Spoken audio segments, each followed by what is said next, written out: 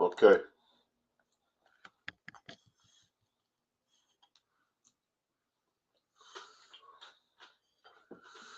Good evening. I'm officially Uncle Beats. That's what I'm call myself. Uncle Beats. I'm officially Uncle Beats. You know something? Even that vanity in me that don't want to get old has to accept. I am an uncle. I am uncle. I am uncle.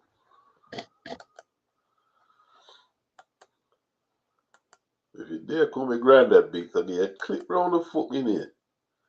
Yeah, clip round the foot in here. All right. Big up Daniel. Big up Daniel. Seafad Road. What you mean, rude boy?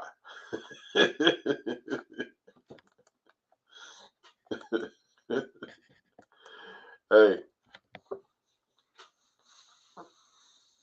is Seaford near the? Is that near the restaurant, Daniel? That's near the. Is that near the Caribbean restaurant? I'm doing going off the top of the head. Is that a no? That's. It's a no through, isn't it? It's Seaford a no through. I used to know every road in Tottenham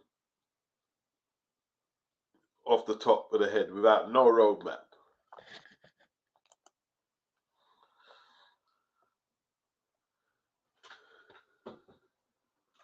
Pepper and spice. Yeah, man. Yeah, pepper. Yeah, yeah. Peppers and spice. Yeah, yeah, yeah, yeah, yeah, yeah, yeah. I mean, pepper and spice. But that's Bruce. That's Brucey. That's Brucey. Peppers and spice is Brucey. Are the staff still faced in there? Staff. Okay. Yeah, that's it. Yeah, yeah, yeah. That's Brucey, man. That's Brucey. Yeah, Brucey, Brucey. The staff in there faced in it. The staff in there are feisty, bro. What it used to be. I don't care what no one says. I tell you what, sometimes I will go ages without going in a West Indian restaurant. I will go ages because I'm just not prepared to deal with the staff. You know what I mean? I don't know what it is. And I've been called out on it before. Oh, why are you going in? I'm not going in. I'm just telling you the experience a lot of people get from the staff in West Indian restaurants.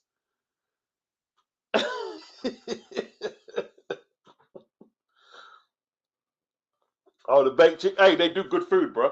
They do good food. I tell you what, pepper and spice. The ackee and saltfish was on another level, rude boy. The ackee and saltfish on another level. On another level. You know what I mean? Yeah, the food is good. One thing about peppers and spice, the food is good. Nah, nothing better than mum's cooking, man. Mum's cooking is always the bees nizzle. You know what I mean? The bees nizzle. Mum and grandmother's cooking, bro. Let me tell you, I tell you, man. I never forget that Sunday. That Sunday, I stayed around my grands. Can't remember, I was young, innit? Like, wake up Sunday morning, man. And you could just smell the saltfish fritters, man. And she just made a whole lot. I remember just killing it.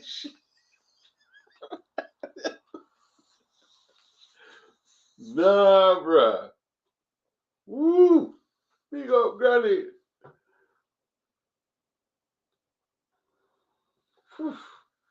One sec, people.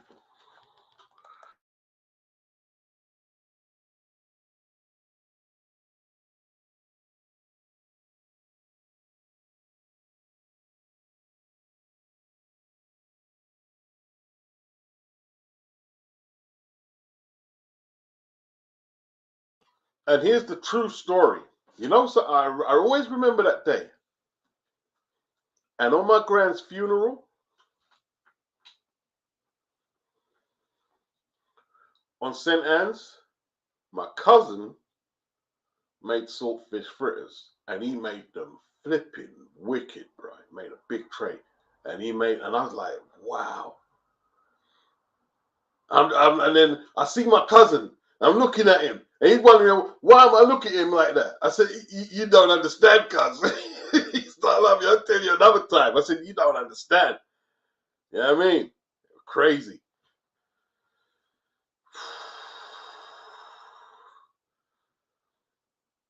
Yeah. Wow, man.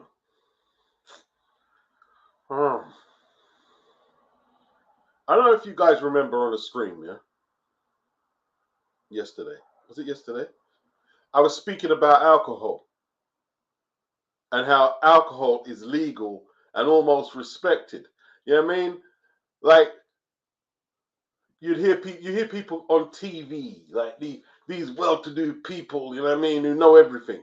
They would tell you, okay, you can drink moderately. You can drink moderately. None of them come on TV and say you can smoke weed moderately or smoke crack or heroin moderately, right? And drink is no better than any of them substances that I mentioned there. It's no better. It's no healthier. And anyone says any different is full of bull crap. Yeah? Anyone says any different is full of bull crap. You know?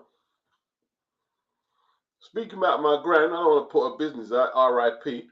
But she liked to drink. She liked to drink. But, you know, she lived till 97. But, yo, it was like, she was probably in her late 80s when the doctor said, yo, I mean, after liquor, you know what I mean? Yeah, my grand, she liked to drink. Yeah, Mon Scratchy, that culture there. Yeah, that's why, you know what I mean? Every 2 months or so, there was a party there, like party, you know what I mean? And the drink just flowed. Drink just flowed and flowed and flowed and flowed like river from a water. Yeah, or water from a river. Yeah. Caribbeans, I don't know about this generation. The drink was prevalent, bro. Like my mum and dad weren't big drinkers. My mum and dad were not. My mum didn't drink at all. My mum didn't drink. My mum didn't drink. You know what I mean? Oh, my gran was on another level, Anthony. I appreciate that super chat. Big up, Granny. You know what I mean? Like my gran was on another level. You know what I mean? Like my gran, if you was a depressing person, miserable, you can't be around my gran, bro. You couldn't. She wouldn't have it. If you were miserable, depressing, you'd have to. My gran would run you out. You know what I mean? Would run you out. Yeah, she liked to drink. And my granddad, yeah, Mars George, yeah, love him drink. Like, but they was on a different level, man. Like everything that, like, man, telling you, man, old school, man. If the kids listen to the old school more, and even me, just listen to the old school, you'd benefit so much more. See, I was talking about moderation, yeah. You see my granddad. See my granddad, right? He used to go in the betting shop 4, 5, 6 times a week. No problem at all. At least 4, 5, 6 times a week. But he had a certain stake. He played a couple of pounds, not every, or whatever the stake was, right? He played a pound or so a stake. And when it done. He didn't break that stake, never. And everyone used to speak about it. Everyone used to speak about, all his friends used to speak about it. Yeah. In player, why in player, and finna come through, Oh, for him cuss bad word I ever think. Yeah, I mean, you know, West Indian cuss enough bad word I ever think, right? But that's it. He's gone. He's out of there. Not playing no more. Not playing no more. Just rigid structure. Rigid structure. You know what I mean? Big up Lisa Bells. Big up Leighton. Big up Bizzle. Daniel said if Joshua even dared doing that, he would be front page on the Sun. You know what it is, yeah? Joshua has to accept his load. You know what I mean? He has to accept his load. Escovitch, Red Snapper, R. Stokes. How you mean? Yeah, man. Yeah. Anthony Mackin. My grandmother was the first person to introduce me to alcohol when I was 11. Christmas time in JA. She would give me a small glass of red label wine. Good memories. Hey, listen, same thing. My gran used to give us a little drink. We're same age, but not too much. Yeah. To give us a little, and none of my brothers and sisters turned into alkies. None of them. We were weedheads. My family full of weed. None of us turned into alkies. Yeah. That's real. That's real. Yeah. Get a bit of Guinness or something. You know what I mean? Or get Skull. You know, remember they used to have Skull Lager. They put a bit of orange in it for us and stuff. Yeah. But not too much. Maybe half a glass or something. Yeah. But you see that what that is, Annie. Yeah. You know what the parents do that in France, right? They introduce a little glass of wine to the kids with their dinner, and they don't have the alcohol problems we have over here. They don't have it, or at least they didn't. They don't have the same alcohol problems we had. Yeah.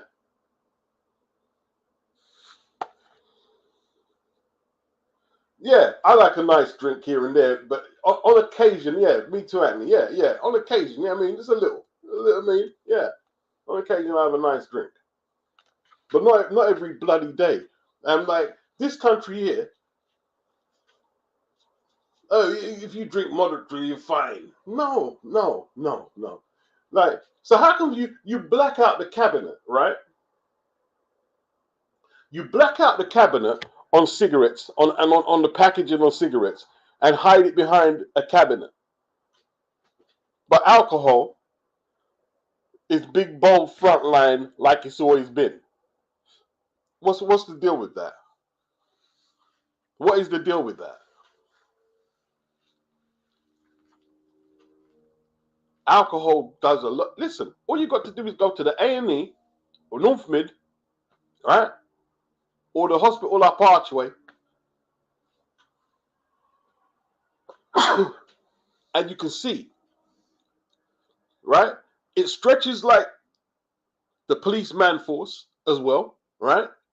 And the ambulance man force when they could be doing other things. Alcohol. And I bet, like, when my mum was sick, I was in there all the flipping time, and I would see the traffic that alcohol would bring in to the A&E, into that hospital. Alcohol, not weed, not crack. Alcohol. Man coming from the pub. Police always in the hospital. Always got police in the hospital. Weekends. Because of alcohol. Either fights or accidents.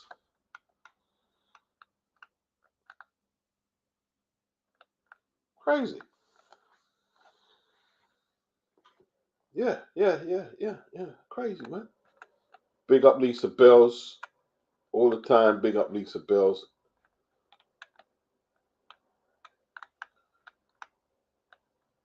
Dr. Wu, big up. Combing his headpiece, big yourself up.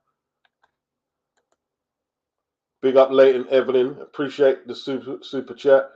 Anthony Mackin, appreciated. Now, what do I want to talk about? I don't want to see Tyson Fury fall off the rails, go off the rails. Big up Hakeem.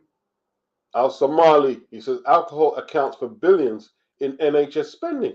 Billions, bro. And right, let's look at it like this, Hakeem, right? You've got the traffic from the binge drinking, especially on the weekends and weekdays as well, right? And then the amount of liver disease, cirrhosis of the liver and stuff, right? And dementia, or what, like all the other, like what's the other, psychosis, all that has to be treated with NHS money. Alcohol.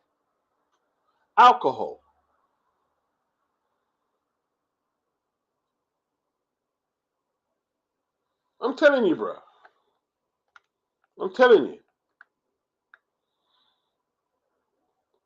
I remember, listen, I used to date one girl, and she used to hate me smoking weed. And but I said, but you drink though, you drink, and this and that, like every weekend. And you know, after a time, she said, you know something? She just quit the drink. She quit the drink, and she started smoking a little weed. And she said, you know, I actually prefer smoking a bit of weed because, like, she weren't like smoking every day or anything like that. But like weekend, yeah, I'd rather have a joint. I'd rather just have a joint than all this alcohol.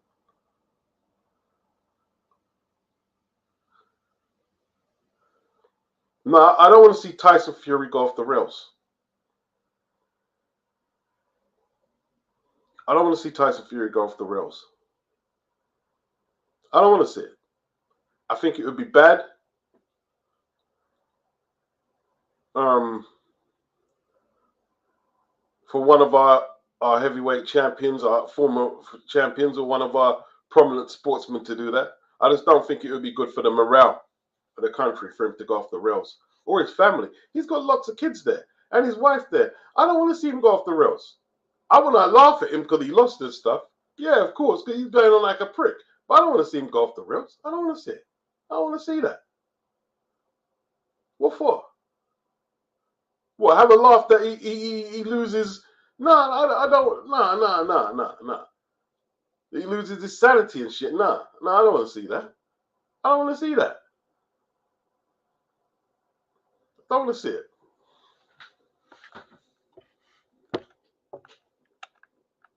Crazy. He looked to state though, didn't he? He really looked to state. Like when he was on his knees, I said, I felt bad. I'm like, what are you doing? What are you doing, bro? What the flip are you doing? Daniel Cole, he said, it's alarming how many people drink on their lunch breaks, even in offices. Let me tell you something, bro. You know Lawrence Road, innit, Daniel? You know Lawrence. You know Lawrence Road, right? I used to work in a warehouse on Lawrence Road when I was a kid. My mum got me the job. She used to work in the canteen. So, when it came to lunchtime, right, the white dudes, you know what I mean? Like the rowdy lads, you know what I'm saying? Sometimes we play football at lunch. But you know what they used to do in lunchtime? They used to go pile into the pub, and then man could pile at least 4 or 5 pints, or probably more, in a lunch break. In a lunch break. In a lunch break. Yeah, easy. Easy, just down the flipping liquor. Because the pub was just across the road at the time. It's just across the road from the building. And they just pile into the pub. Yeah, just have a jar. I mean, a couple of jars. Crazy. Like I remember I worked there for a couple of years. In all the time I worked there, I went to the pub once. Right? I went to the pub once. It was with what section is it? It's where John, he was a QC, quality control. He used to do the knitwear department. But no, they were very well. It was kind of middle class section. We went there with them. I mean, had a bit of food and a drink. Just the once. And that was it. And that was it. Like, I don't know, man. It's just a culture thing, isn't it? It's just culture. And I'll be honest with you, I don't like drunks. I don't like drunks. Yeah, yeah. You know where I'm talking. I don't like drunks, man. Okay, Anthony Mackany says at Beats, to confirm for the last stream, Enoch Powell was health minister from 1960 to 63 and invited West Indian nurses to come to the UK to work for the NHS. So my grandmother was 100% correct. Of course she was, because without the West Indian nurses, the fucking shit would have collapsed and it wouldn't be here today. Yeah? It wouldn't be here today. Yeah? The Caribbean nurses showed the British National Health a lot of stuff. They used to run the wards. They might not have had the official titles, but the Caribbean nurses were running the gaff, bro. They were running the show. They were running the show, bro. You know what I mean? They were running the show.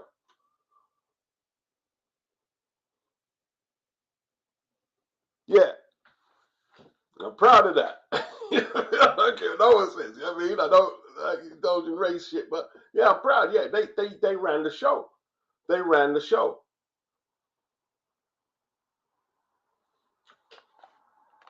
It is what it is. That, see that when you told me that, yeah, I was thinking about it like all night. All night. This guy here, Enoch fucking Powell, made that rivers of blood speech.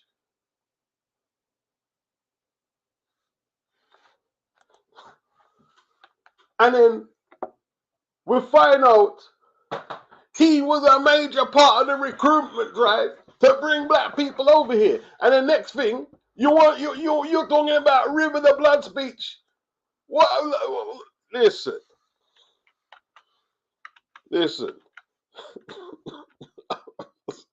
I couldn't believe it. I really couldn't believe it. I really couldn't believe it, man. Crazy. I remember one of my teachers, a white teacher, a woodwork guy, big geezer, you know what I mean? And he was nearly in tears talking about that shit.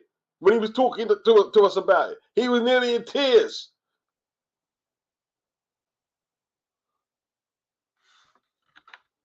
I'll never forget it.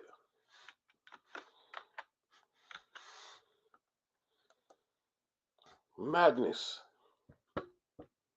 Look at this bastard. This fucking bastard.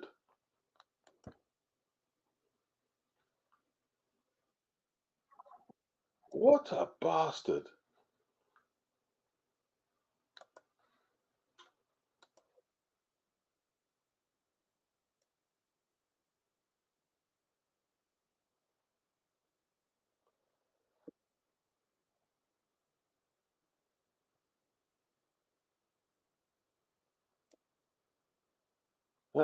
This, man.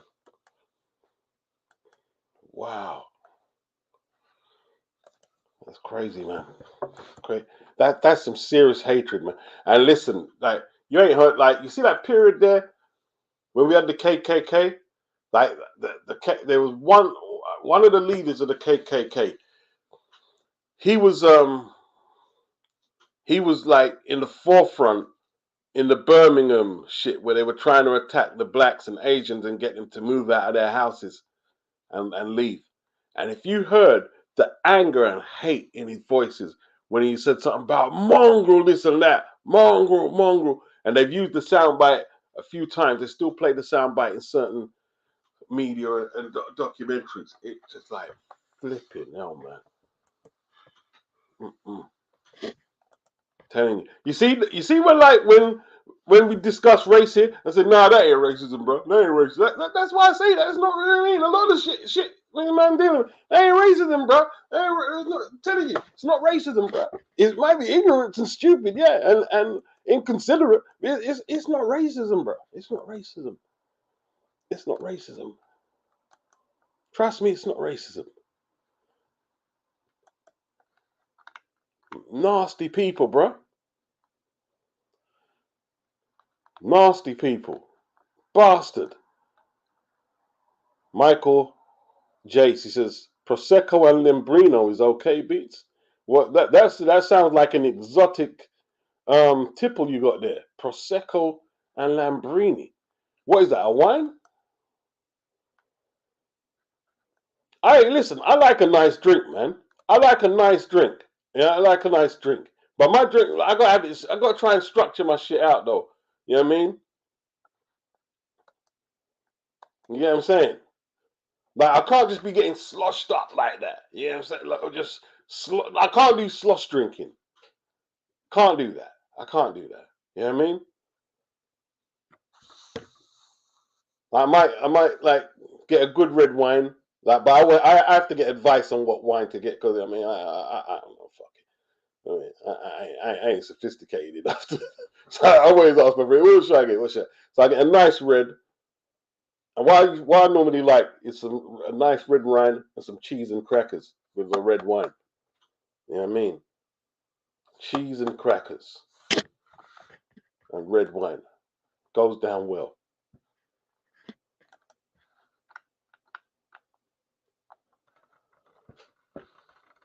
Beer and liquor is lethal, says Michael. What is your drink? Prosecco, Lambrino. Let me see. Prosecco and Lambrini. I'm saying Prosecco and Lamborghini. Man ain't got Lamborghini prices, man. Lambrini. Let me see.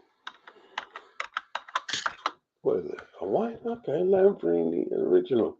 I might have had this, you know. I've had Lambrini. I think I've had it. I think I've had it. I've definitely had Lambrini. I recognize the label. I can't remember what it tastes like though.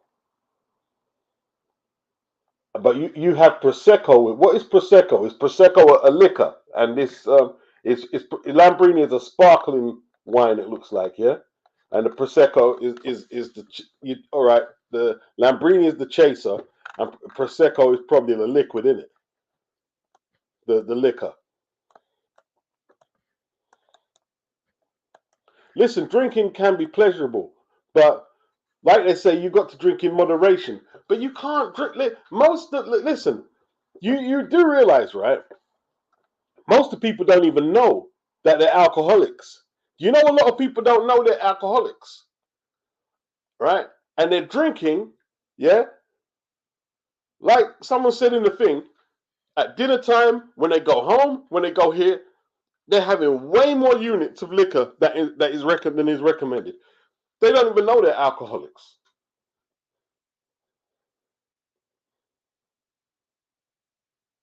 They don't even know. Oh, I see prosecco. I see the prosecco. All right. Yeah, man. Yeah. A lot of people don't know they're alcoholics because they get climatized into a culture of drinking, of just casual drinking.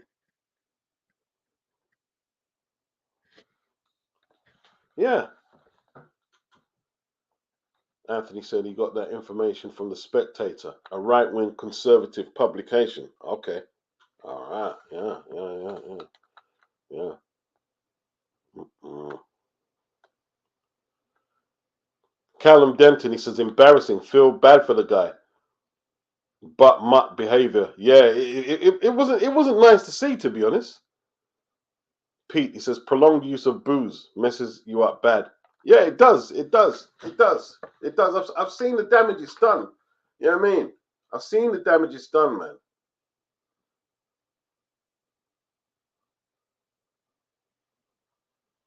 Wow. Mm. Anthony said, I spent all my primary school and high school years in JA and never smoked weed once. And I was not alone. England's youth culture, weed obsession is unique for me. Yeah, people don't understand how much weed is banned out here. You know what I'm saying? And like, see what Anthony's saying? People think, oh, everybody in Jamaica smokes weed. No, there's some people who are absolutely appalled by weed. They've tried to tear down the weed trade for years out there. Are absolutely appalled by weed. And you know, so there's a lot of Jamaicans who are absolutely appalled that Jamaica has the reputation of being a big weed exportee. They hate it. They fucking hate it.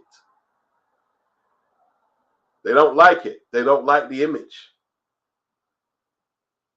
See, when Peter Tosh McCallum sung there, legalize it, yeah, yeah, and I will advertise it. Some call it marijuana, some call it ganja. Listen. That's why, you see why Peter Tosh got so much fucking tribulation, Anthony? Because he met something like that, and he was a rebel, innit? Peter was a fucking rebel. He was a rebel. Peter was a rebel.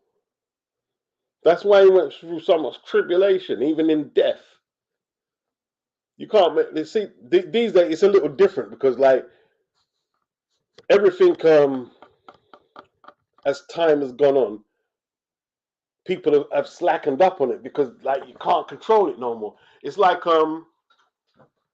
is it Lonzo, who started the world class, is it the world class, what's good grade, wrecking crew? What are they called again? What is it, world class, was it world class wrecking crew? I'm trying to remember now, right? But that's Lonzo's baby, right? Let me read that Pete super sticker, then I'll carry on drawing. Big up Pete. It says, morning from New Zealand beats. Maybe off the topic, I think Caballero beats Fury now. Who else in the top 20 beats Fury? I tell you what, yeah, I'm holding on to what you said there. We're going to discuss it because you attributed to the super chat. We're definitely going to discuss it, and it's a good topic. Now, Lonzo said, see, when Two Life Crew and NWA came out, we're talking late 80s, 90s, early 90s. You could get arrested, I think, just for playing an explicit record in public. You could get arrested. In certain retailers, you could get arrested for selling some of that music there. That's why they had to, like, bring in, you know, advisory stickers and all this shit here. It went through a whole process, right? But nowadays, if people hear the N word in a record, they don't even bat an eyelid. It's no big deal. This desensitized. We heard it before. There's only so much carjackings and, you know what I mean, N word you can say in a record before people become desensitized to it. We're talking, what was it? Oh, what, 35 years on or something from when that started? Yeah, it's a long time, you know. People don't realize, man. Time flies. 35 years on. Let me tell you this, yeah? You see, when NWA came out, it had a huge impact in the UK, in the hood. Like, the way, like, and a lot of us couldn't understand. How can you use the N word in a record like that? How can you just use that? And then as time came and went, people become desensitized to it. And it's just like the alcohol, like, culture. Like, people just like, yeah, this is just what it is. It's just what it is now.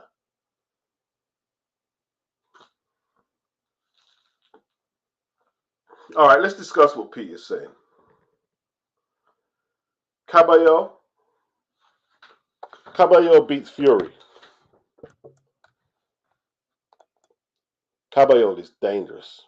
He probably could beat him. He probably could. Caballo's dangerous, man. And he's just like he just kind of sneaked up in it. We all knew he could fight for a while. Everyone knew he could fight for a while, but he's just kind of sneaked up on everyone, isn't it?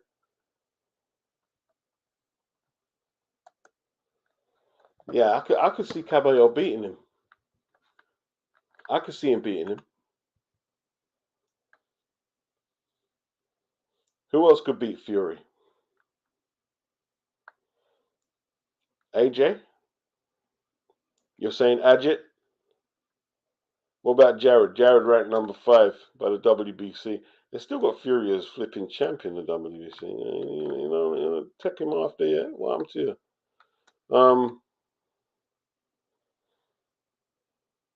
I think someone like Jalilov would give him trouble, but he's still a bit green. He hasn't passed any acid tests.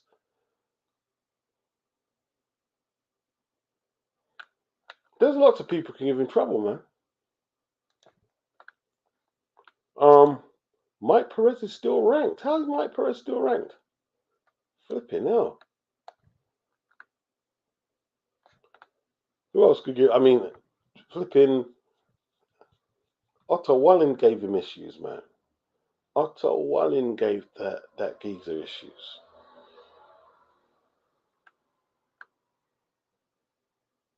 There's a few people who could give him issues. There's a few people. But, you know, if anyone comes in any suggestions, we'll get back on it. He's vulnerable now, man. He's vulnerable. Him, Wilder, they're all vulnerable now. They're all vulnerable. Yeah.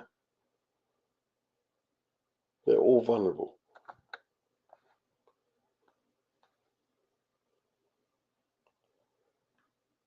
Yeah, Daniel. You mean, yeah. Used to hear a lot of stories of police pulling up in the Black Mariah to trouble youths and beat them. That's what life was like. 70s and 80s, that black fucking Mariah, yeah. And the SBG van them, yeah. See, I know all the flipping vernacular because I lived it, I saw it, and fucking, you know what I mean? Got caught up in it. Yeah.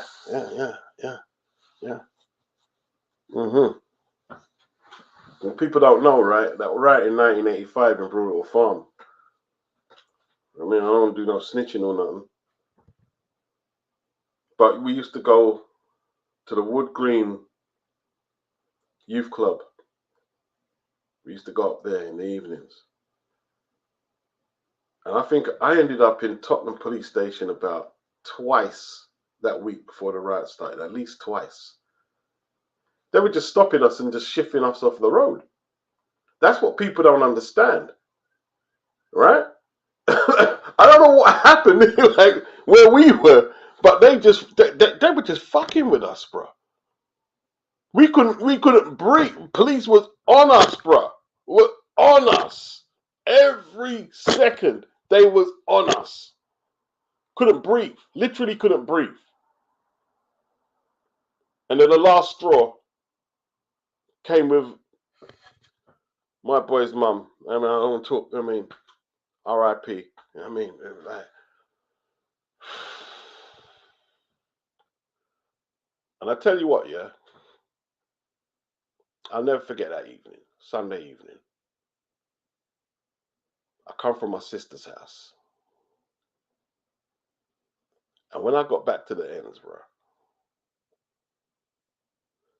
you could actually break the tension, even without seeing. Nothing had happened yet.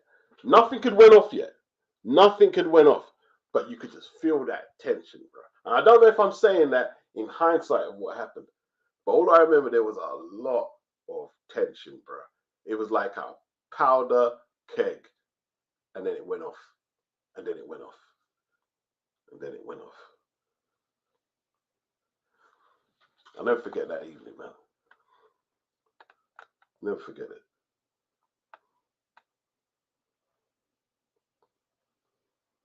North, he says, NHS to this day ran by immigrants. Yeah, that's just true. But listen, let me tell you this now, right? You see them immigrants now? They ain't the same as the black sisters who were running it in the 60s and 70s. They're not this. These ones are horrible now. They're treating people like fuck. Like, they're probably getting shit paid, probably getting overworked perhaps, but nah, they're not doing a good job, and I know that. I don't want to go too deep into it, yeah, but they're not nice. You know what I mean? I keep it real. I keep it real. Yeah. You know what I mean? But anyway, it's crazy, man. Bizzle says Fury will come back and say he beat his demons and the media will lap it up. Yeah, he probably will, you know. I was thinking, you know what I was thinking? It was staged. Part of me was thinking it was staged. But you know what that is, yeah? In some areas of my mind, I'm very naive, especially with a lot of this social media shit.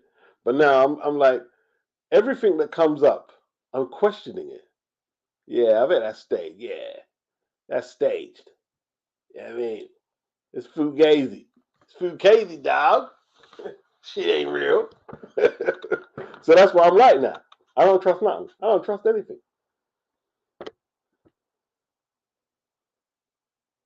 I don't trust anything. I was thinking it was staged. Yeah, like, yeah, more than likely we're gonna hear yeah, he's come back. He's come back and he's reformed, seen the error in his ways, and all of that.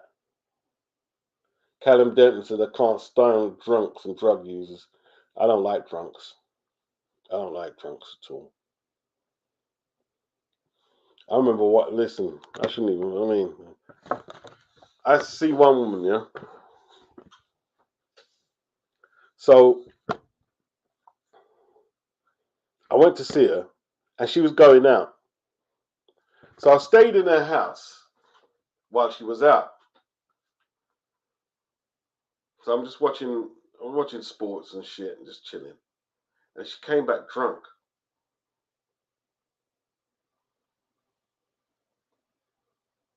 And I just left. All I remember is just leaving. I just left. I said, nah, I can't be dealing with this, man. Can't be dealing with this. Just left. And she found out later. How can you just leave like that? I said, man, you're drunk and sloppy and shit. I ain't dealing with that. I'm out. You know what I mean? See, the thing is, yeah, I've had stages where I've drunk a lot of liquor, yeah? But when I drink, I don't get, I just turn quiet. I go quiet, just chill and just quiet. You know what I mean? I'm a quiet drunk, you know what I mean? Some people, they fall out and stuff. But I tell you, listen, alcohol is evil, bro. Alcohol does a lot of stuff to people that other drugs don't do to them. I'm telling you.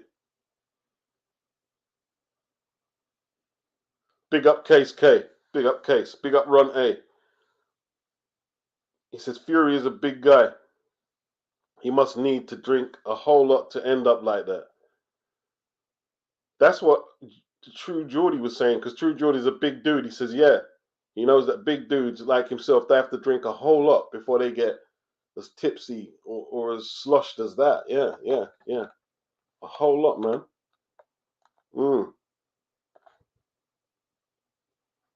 Yeah. Yeah, it was disturbing, Daniel, watching that, like you say, that big man crawling on all fours. It was a disturbing visual. I didn't feel like I was looking at it. I know a lot of people that made jokes and laugh. I didn't laugh. I wasn't laughing. I was like, it's actually not funny. It's actually not funny because it's pitiful, isn't it? It's pitiful.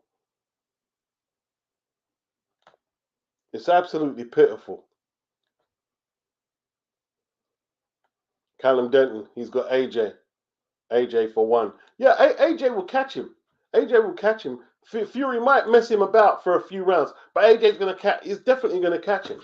Yeah, especially if he works on his left hook. If he works on his left hook, as well as that right. And he's got, listen, he's going to catch him. AJ got to ask him to hurt Fury bad. But Roy Jones made a point, though. Fury, as much as like he's been down, he always gets back up, doesn't he? He gets back up. Even when Wilder hit him like with them Alabama slammers, he gets back up.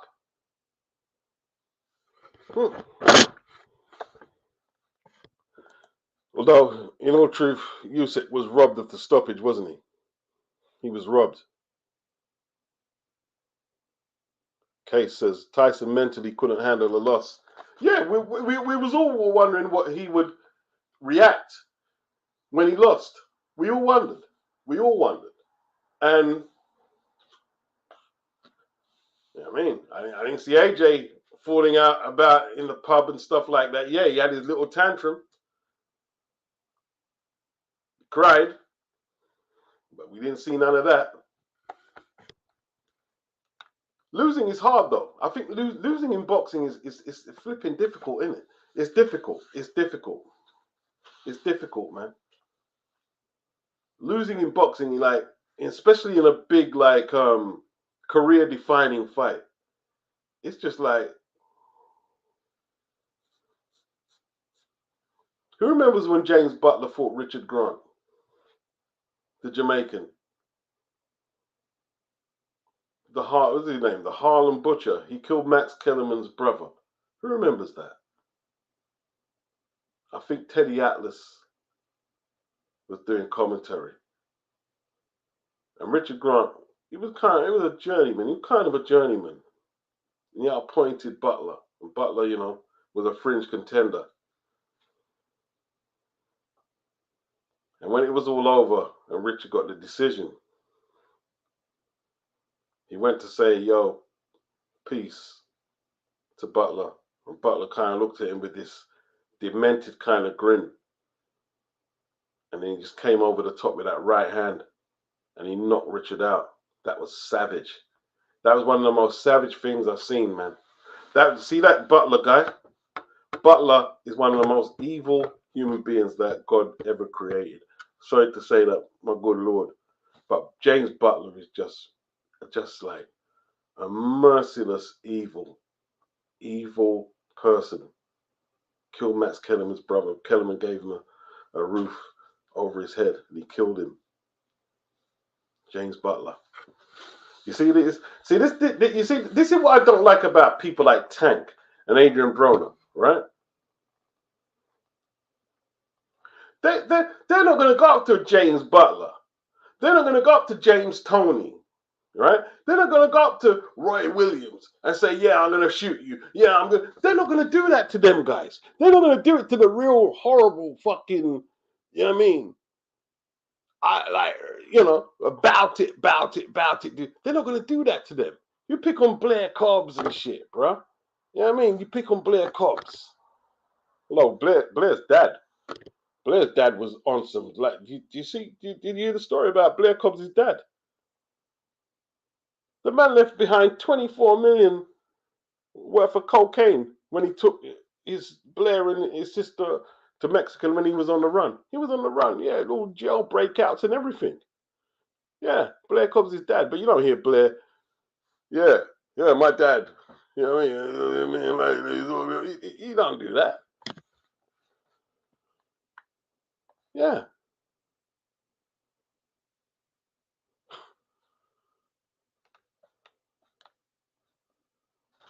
Big up North Bank. North Bank, Ben. North Bank, you know. That's the old hybrid ground, isn't it? North Bank, you know. That's your old school hybrid. Your old school hybrid, you know. I used to like that. Even though I'm a Tottenham, I used to like the old school hybrid ground, man. It was a proper football ground. That was, man. I went there a couple of times, man. A couple of games. Derbies. Anthony McKinney was what we call a grifter today. And a conman. The speech has made it almost impossible for us to discuss non-white immigration in this country with any degree of maturity and without insults. Yeah, it's that toxic. That's what I'm saying. This, see, you know what you're talking about. It's that toxic a speech. The speech was like just so toxic, man. Just look how can you like, wow. Mm-mm. That was toxic, man. That was so divisive. It was so divisive and toxic.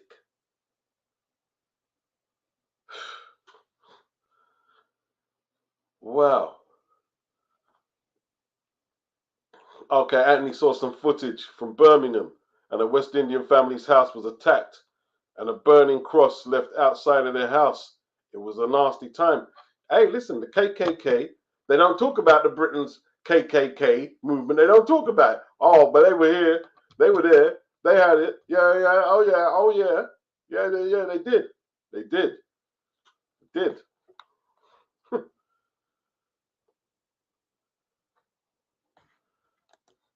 Big up Truth in his word. Long time. He says, I'm going to say something controversial, but I think Tyson Fury has been cheating for years and got away with it.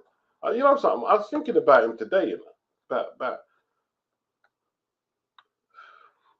if you see some of Tyson Fury's weight fluctuations before he got popped for nandrolone, what? He was just on some dedicated diet, losing them fluctuations and going back up again. Nah, bro. Mm-mm, mm-mm, mm-mm. And even though we like bigging up Peter Fury, because Peter is great to listen to. He is great to listen to. And he is the voice of reason amongst the Furies. Yeah. But it wasn't just Tyson who popped. It was Peter's son, Huey. They both popped for nandrolone. They both popped. And Huey was training Tyson and his son.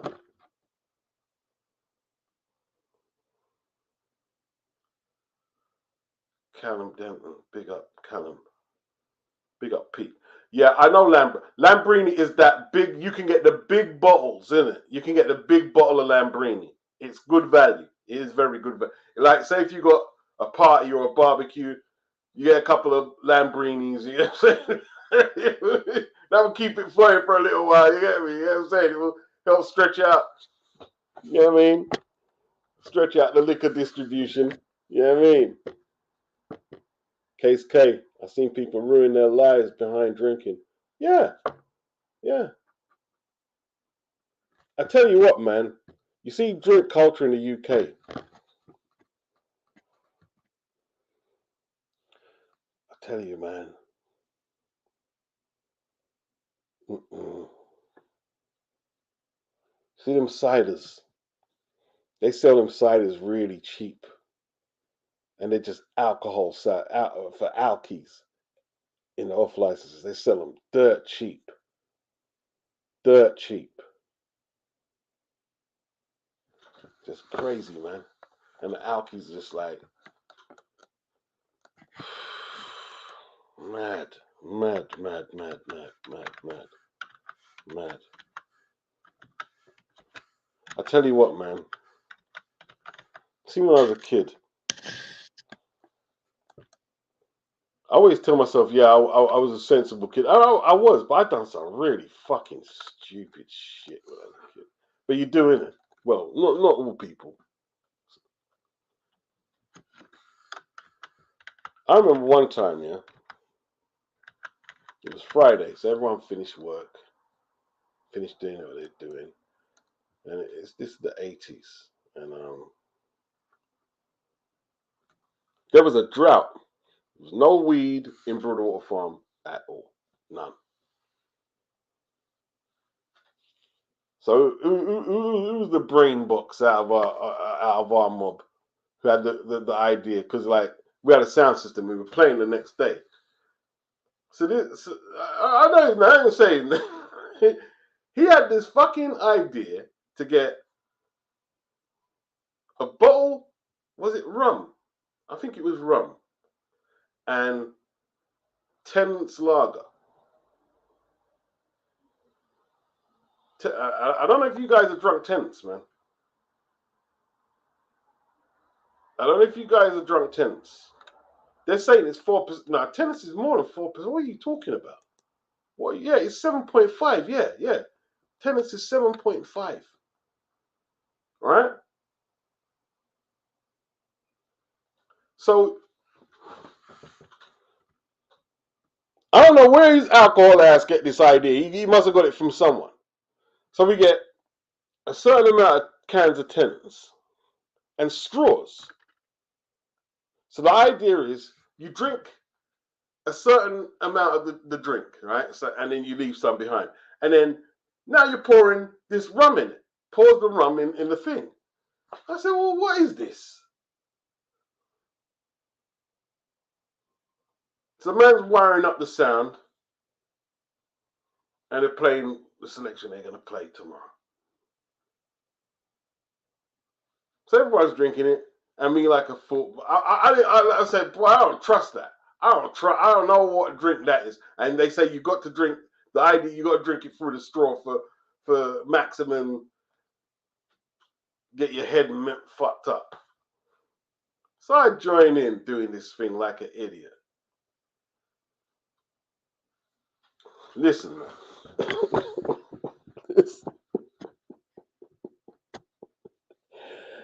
I remember leaving and walking home, yeah. And look, I was out of it. Nothing out of the ordinary. But I got food poisoning, man. I got listen, alcohol. I had severe alcohol poisoning the next day. Like, what the hell, bro? Mad, mad, bro. I don't listen. I'm a lightweight drinker, man. I'm a lightweight drinker. I like having a little bit. I mean, I have a little bit and leave it.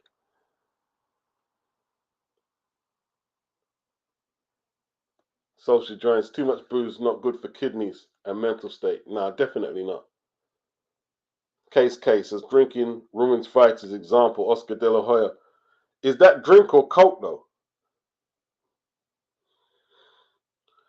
DB1 says Prosecco is Italian champagne. Pete says booze is the most boring drug. Yeah, too much booze is just like. Mm-mm. Truth said I don't feel bad for Fury at all because nobody else would be getting sympathy like he is. Yeah, he does play for the. You see, Frank Warren. Frank Warren really plays that sympathy card for Tyson, don't he? He really goes for it, man. You know what I mean? Like Tyson never said a bad word about anyone, and then keeps like, okay, you're saying he's got bipolar thing, but like the sporting audit said today, he ain't got Tourette's syndrome, no.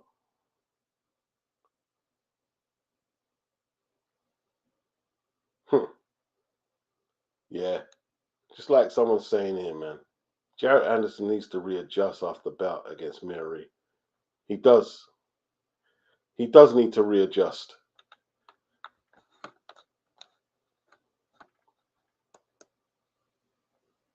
This is a big fight for him, bro.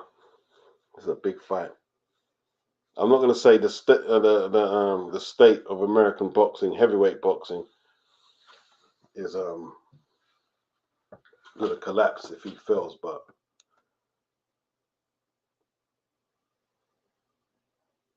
Art of Dialogue is surpassing DJ Vlad as choice of the people to view, says Carsino. Okay, that's interesting.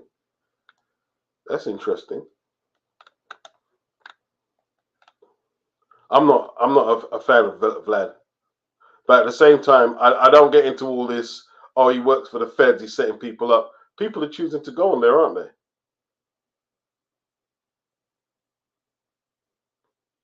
All right, what fight are you watching, Bruce Gus? You're watching Burbick and who? Let's see, Bruce Gus.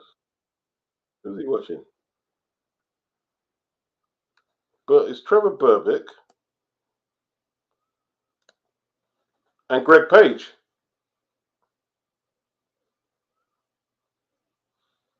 That's Greg's first loss, isn't it?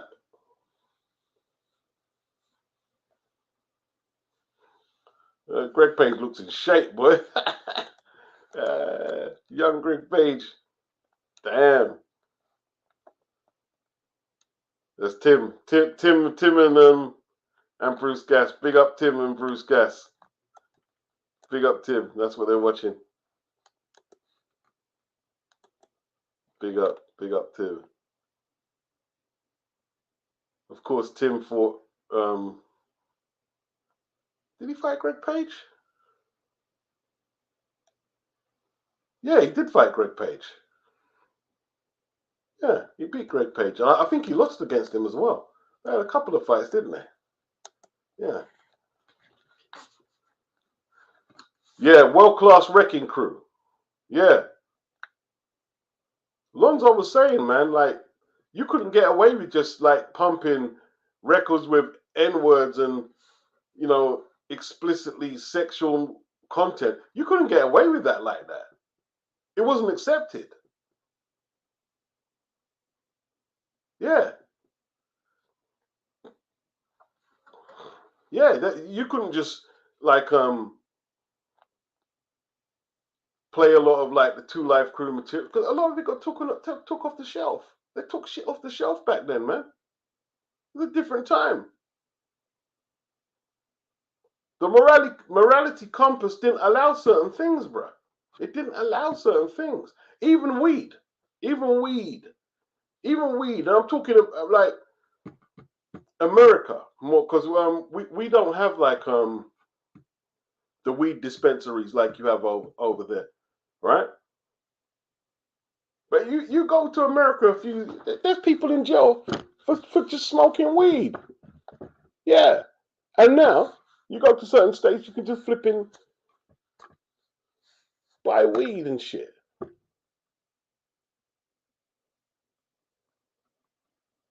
That's just crazy. Yeah, enough people went to jail for smoking a joint. Even over, I remember getting pulled up and spending the night in the cell for having a joint. Yeah. Outside the wine bar up Muswell Hill. Police pulled me up. Routine searches they do, you know what I mean? And they found half a spliff in my cigarette box. And they were acting like it was the heist of the year. I even said to them, I said, so you got the SPG, right? And it's just me one with half a split. You're going to take me in there and do all that paperwork, and yeah, we will. And they did.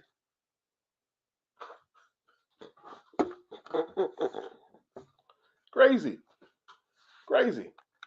absolutely crazy. And I got a caution. Yeah.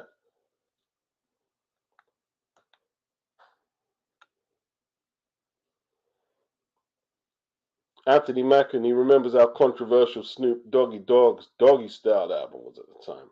A lot of people were calling for it to be banned. Yeah, back then you had Tipper Gore. Who was was it Charlton Heston? Who was the woman? Dolores Tucker. Dolores Tucker, you want motherfucker? Try to help a brother through the time for the money. Yeah, they used to go at it hard, man. They used to go at it hard. Remember Time Warner? They bailed out on rap when it was under stress. They was under serious stress, bro. Yeah. They were trying to ban rap every second back in the 90s. Every second. Yeah. It's not like today. It's just part of the fabric now. They use rap. Now they use rap to sell everything.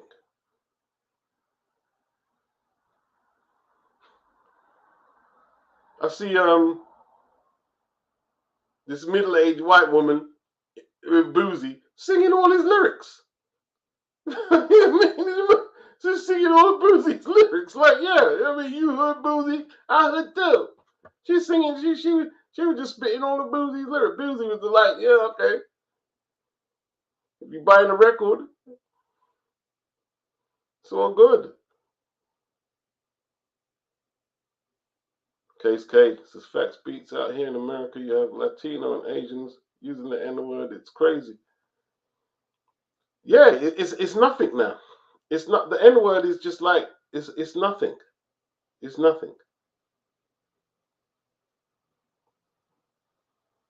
You know, I tell you what, right? Even before NWA,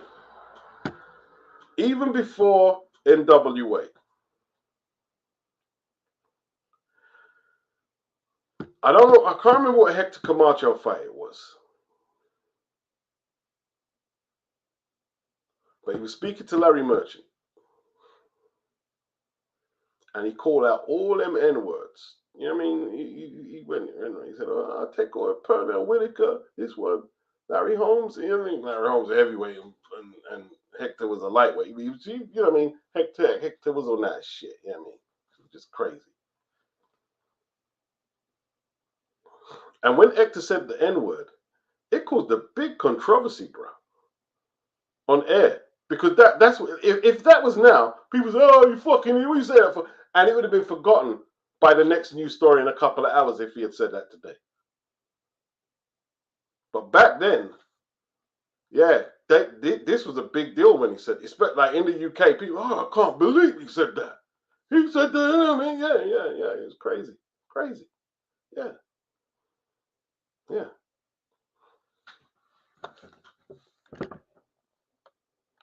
Everything, like just just desensitized now. Desensitized to it all.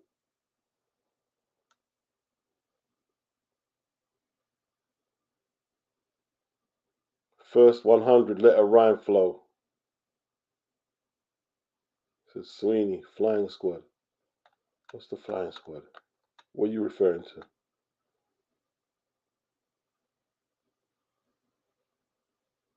Adam Hurley. Shh, it's Benavides at the door. I not answer. That Canelo.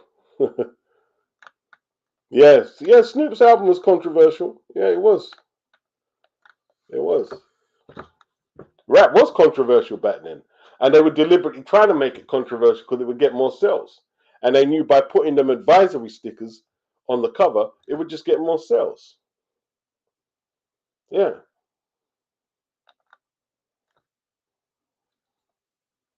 Hmm. Ron A. I think Fury's main problem is that he can't really punch, and if opponents are good enough to force him backwards, his punches get weaker. But if he comes forward, he's far easier to hit. Hmm. Yeah. Sus laws and all that crap.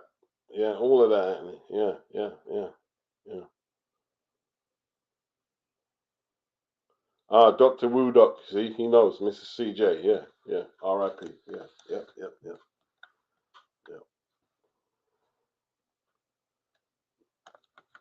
Yeah. Crazy times.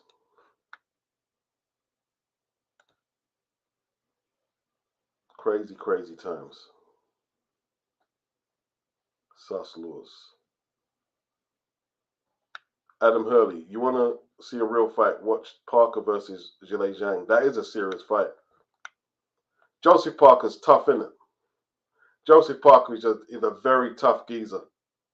He's very tough. Very tough.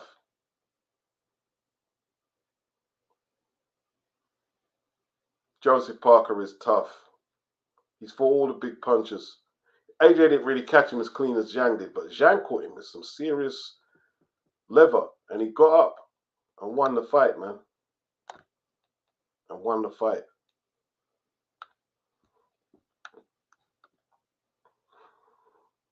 Tube, Fatty, big up. He says Fury and Wilder have found their level and no longer have the WBC belt. Boxing could move on and grow now. Now these two no longer have a belt. Yeah, of course. Holding the game to ransom with their scantily clad resumes. You know what I mean? Yeah, he did do well for 7 rounds. Fury got some skills. Big up first 100. Yeah, Fury got some skills. He's got some skills.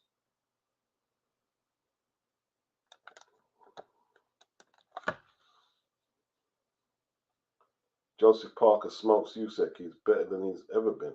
You think Joseph Parker smokes Usek? I don't know if he smokes him. It'll be interesting. It'll be very interesting.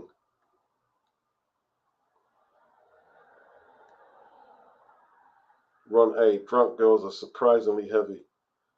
It's best to avoid them. Oh dear. Alcoholics, man. That's crazy.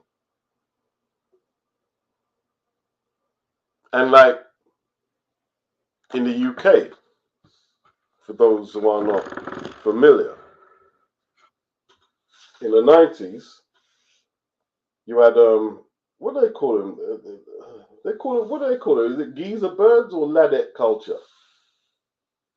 Like Denise Van Houten, she helped flipping pioneer all that crap. The geezer bird, and then you had the girl power, the Spice Girl, you know what I mean, girl power thing, and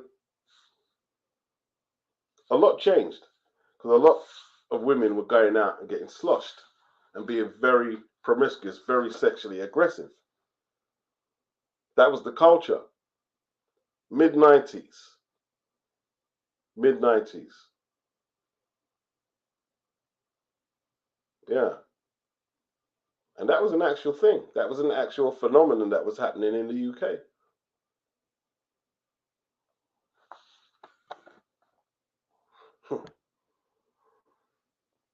Dad's Beat says he was evil. Yes, that's an evil man. Very evil man. That's why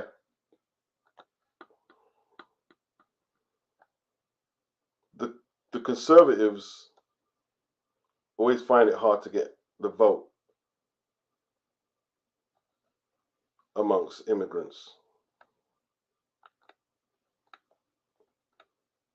You know what I mean? Always find it hard to get the vote, even up to today.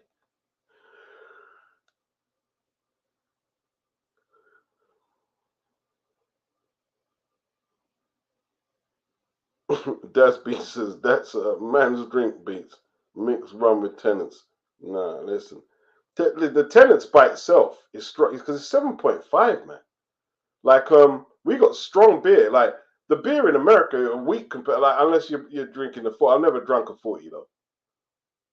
I've never drunk a 40. But the beer in America, a weak compared to Britain. 7.5 tenants.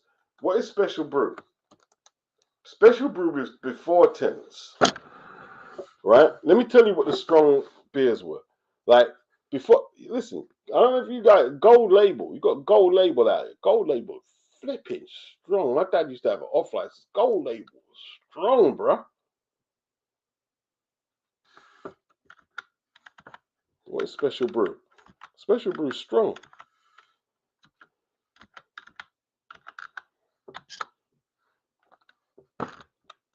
Strength. Let me see. 9%? Nah, it can't be 9. Yeah, 7.5. About 7.5. Yeah. Strong. Special Brew and tenants. And you know, like, you know what I hear? They didn't sell, like, they didn't sell it as much in areas where there weren't a lot of immigrants. Because they were drinks known amongst the Caribbean community and African community. Yeah, Special Brew and tenants. Yeah, yeah. You go flipping up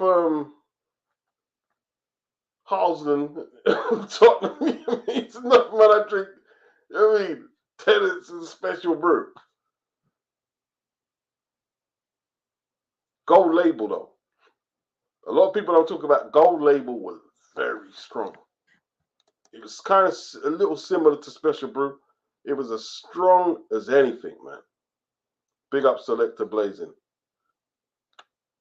Strong as anything. Jerome, he says, salute beats and the big blue can drinkers. The tenants is just like madness, bro. Shady says tendency is liquid poison. It's dangerous, man. It's an alcoholic's drink. It's an alcoholic's drink. Selector says, yo, Beats, there's some park bench wine. Oh, Kestrel. See, Kestrel is very strong. Kestrel is very strong. Is it Super Lager, whatever it is? Kestrel is very strong, man. Very strong. Very strong.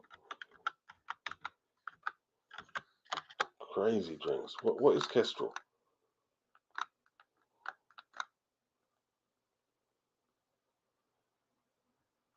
%? Is it 9?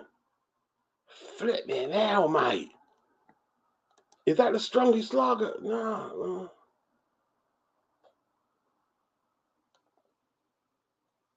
They're saying it's some Scottish beer, the strongest lager in the UK. What is it? Bear Fire beer. I've never heard of it. It's a Scottish beer.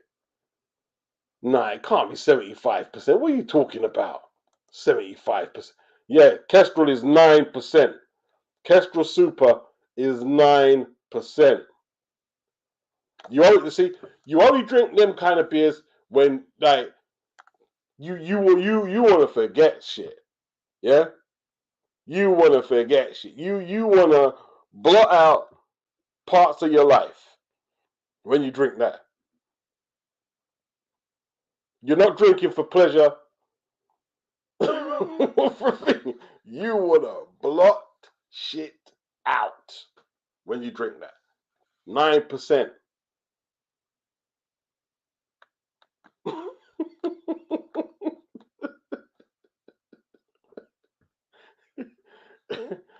Hey, see, but that's UK. UK is alcoholics. You know what I mean? UK is alcoholics all day, bro. You know what I mean? Telling people you can drink moderately. No, we can't. No, we can't. You know Brits can't drink moderately. You know they can't.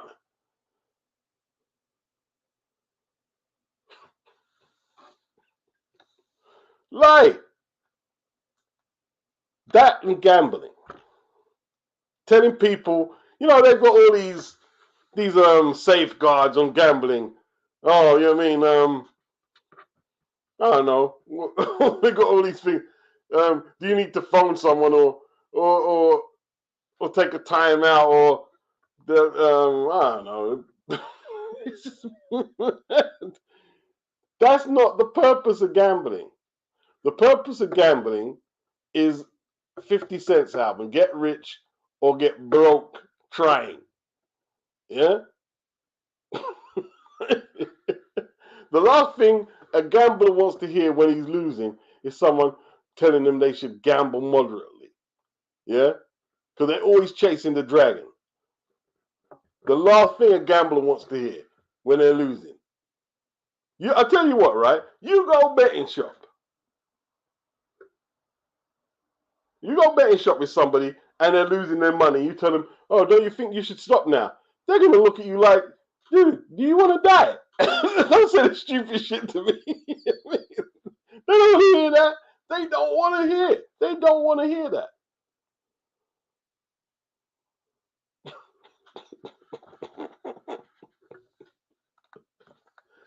Listen, I've been there. I've been. Try and tell your brethren, yo, you might need to slow up in the gap, and they don't want to hear it, bro. They don't want to hear it. Selector says stop and search days. Them days was mad. Pure, yeah. Sorry, beast man, them, yeah. I'm telling you, man. Telling you. And like, we're talking the era where there was no CCTV or anything like that. There was no regulatory body you could complain to police or anything. Like, you just had to take your load. It was what it was. It was what it was, man. It was what it was. Yeah?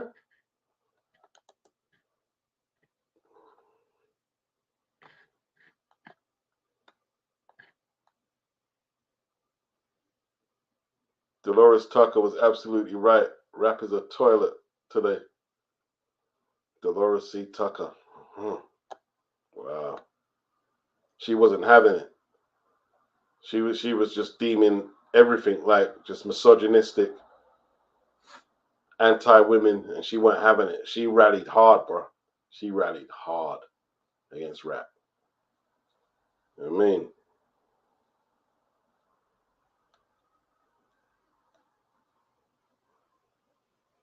Selector said rap died when men started mumbling over the beat.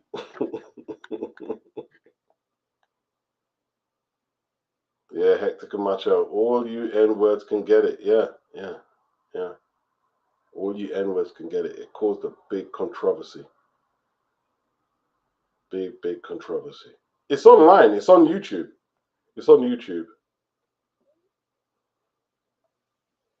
And the thing is, when you hear him saying it, he's not saying it like, oh, fuck you niggas. He just saying it because he's hood, isn't it? He's from Harlem. He's got African blood in him as well. He's not a white dude. You know what I'm saying? You look at some of his family members, they're black. They're black. His son looks black. Looks part black. His son boxes.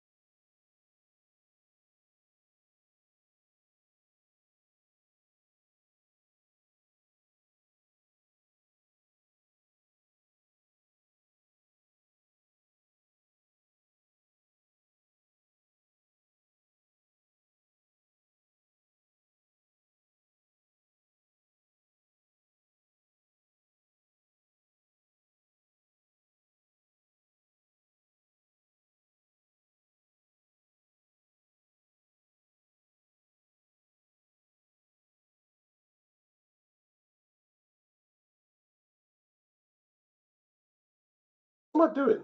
What am I doing? I'm muted. How long have I been muted?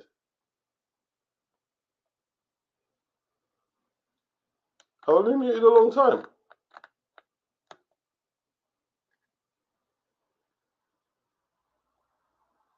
Big up Toad. He says gold label can taste disgusting.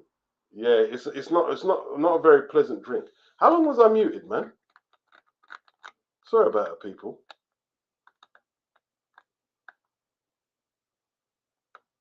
Okay. Sorry about that.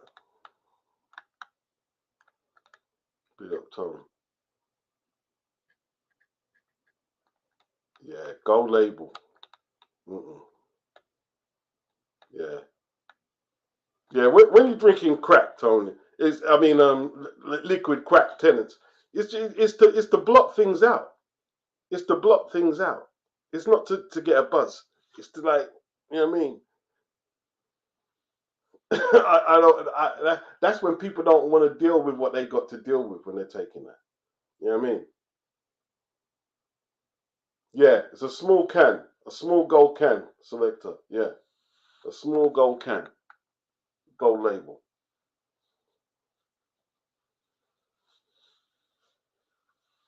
Tone, tenants tapped up with Captain's Morgan. Kids around my manor drank that concoction. Tenants and Captain's Morgan. Yeah, because it's just the quick way in it to get out there. Wow. What is the fascination with getting out there though? Is it just just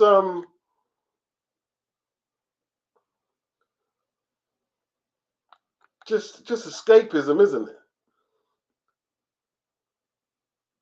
Case one. Beats, do you prefer the era of heavyweights to the 0-0 heavyweights, this era? They've all got their They've all got their good fighters and their shortcomings here, shortcomings there. You know, I love the 80s, I love the 90s, but I like what's going on now as well. I like this era here. I like this era. I like this era. You know what I mean?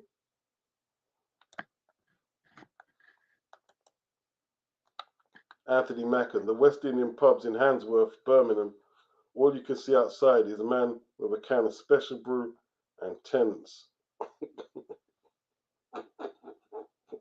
So you know about how much miles apart we are. Everything's the same. Everything's the same. You know what I mean? I tell you what, yeah. In Tottenham, what was the pub near the bus garage on Phillip Lane? Just on the corner of Phillip Lane and the High Road. I forgot what it's called, man.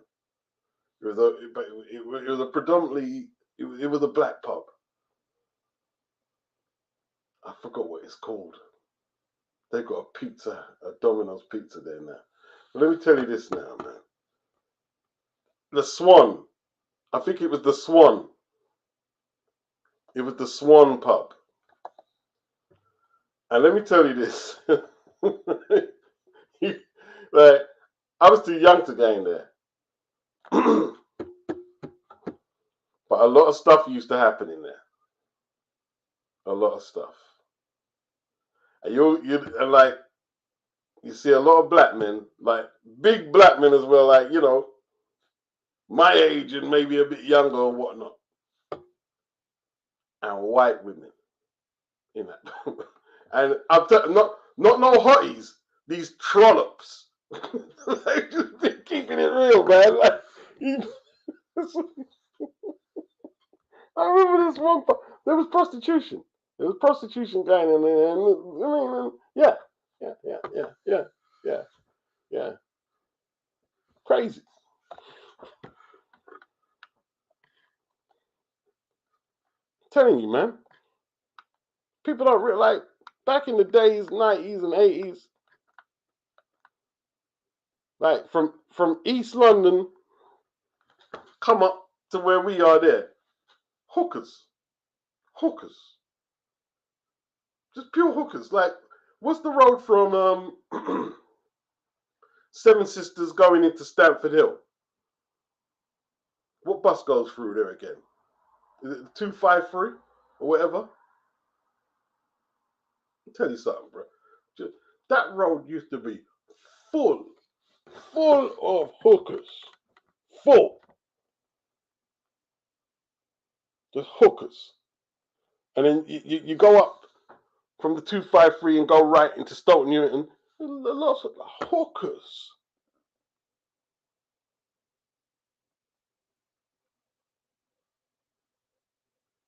And that's just what it was. That's just what it was. Open your car door. Madness, bro. Madness. Crazy. The Swan, you know. It was scary, you know. It was a bit scary. The Swan pub was a bit scary. Okay, only about a minute. Okay, I was probably talking crap anyway. The Swan, it was a bit scary, man. And I remember Stokey. They had a similar. That pub was scary of Stokey, bro. It was scary. But I'll tell you what, man. See, Stoke Newton in the early 80s is a scary place. Very scary. A scary place. Scary place.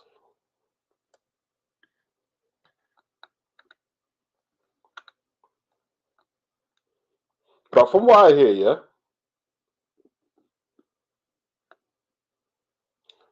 nah, Phillip Lane, Tone. It's Lordship Lane. That's Lordship Lane. That's a bit up the road, a couple of yards up the road. You know what I mean? Phillip Lane, where the bus garage is.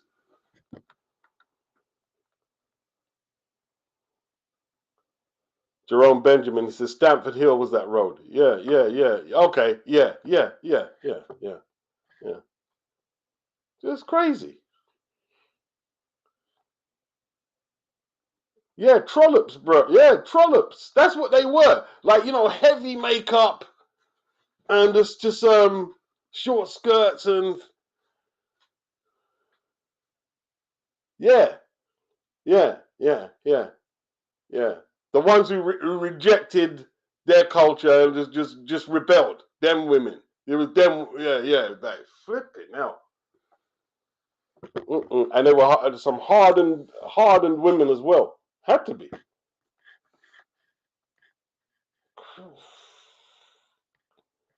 Wow, man.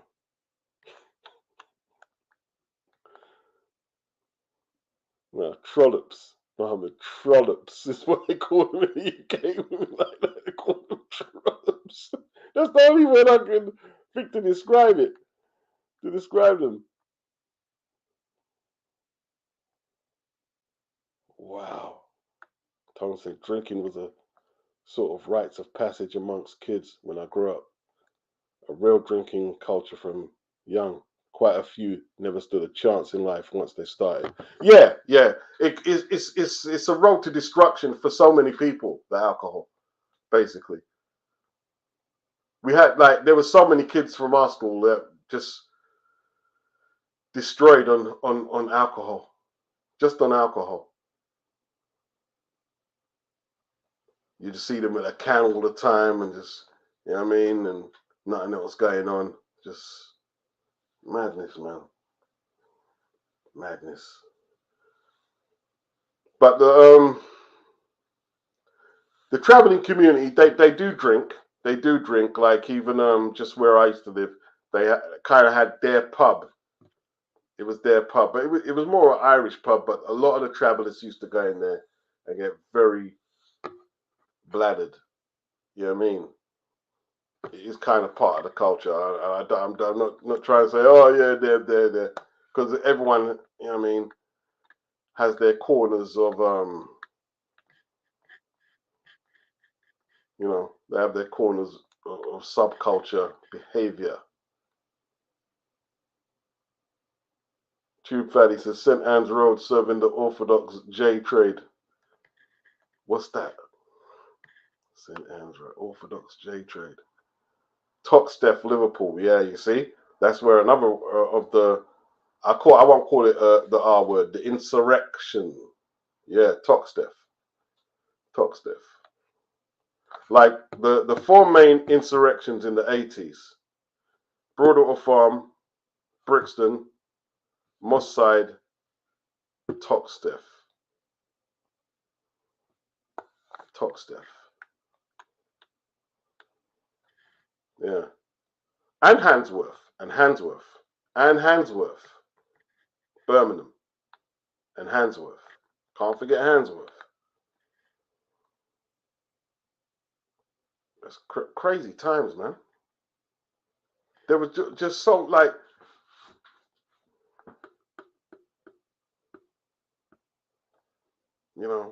the miners' strike, just the upheavals at times. I remember when the bins went on strike, man. I never forget when the bins went on strike in the 80s. And then when you go to Finsbury Park at the back, you just see all these black dustbins. I mean, dustbin bags, just full of dustbin bags that ain't been collected for ages. It was crazy, man. Crazy.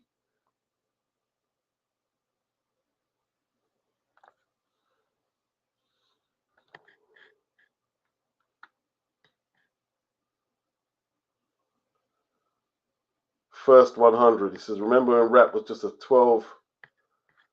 12-inch single? No video, no nothing. You never knew what your favorite rapper looked like until they released an album. Big respect to Eric B. and Rakim and Ultramagnetics.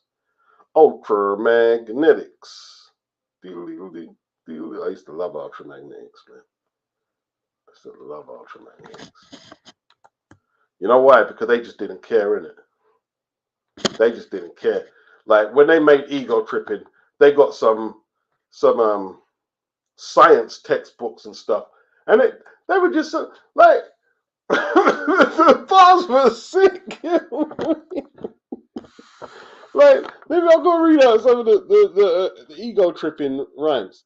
It was crazy. It was crazy. I used to love that record. Ultramagnetic. Ego Tripping. They were ahead of their time, man.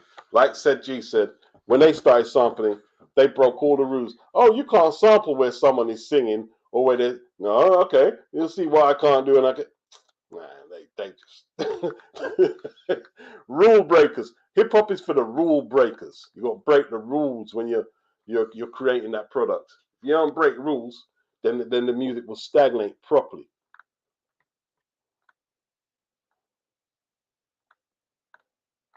They use a simple back and forth, the same old rhythm that a baby can pick up, enjoying white rhythm, but their rhymes are pathetic. They think they're copacetic, using nursery terms at least not poetic, on an educated base, intelligent wise. As the records just turn, you learn, plus burn by the flame of the lyrics which cooks the human brain, providing overheating knowledge by mean causing pain. Make a migraine hated, you start to smell while the technique spin, the wax is on the belt, motivating clockwise. The more you realize, more love's moving steady by most with ever ready, like a battery charge. I work the alkaline, yes, the mystery to solve, to seek and define. These words of extremely now driven with that scene. A maxima to man, yeah, the wizard Cool Keith. Hey, listen, that was a bad record, bro. Cool Keith is like he's a crazy man, but he's a genius. He's a genius. He's a genius. See, he started that style before Ghostface Killer. You know where they just to say stuff and they make it sound cool. There's no actual story or anything. It's just pure wordplay. Pure wordplay. Cool Keith, man. Using frequencies and data, I am approximately leaving revolutions turning emerging chemistry with the precision implications achieved, explorating, demonstrated, ruling, dominating, igniting, causing friction with nuclear alarms, separates competing bites from me, the scientist, as I execute lyricists known as predators, when by stripping high potence and making penicillin, I will surely sort out and stomp out every pest. On the rampaging paramedic, poacher is my title to inform other words of such a holocaust, quick serve as a purpose, preparing first aid with medical utensils. The wizard said G is advanced with elevation, astonishing with rhythm, because we're ultra. I used to love that record. MC Ultra. I used to love that record. Still do. I've got that on vinyl, and I've got the CD.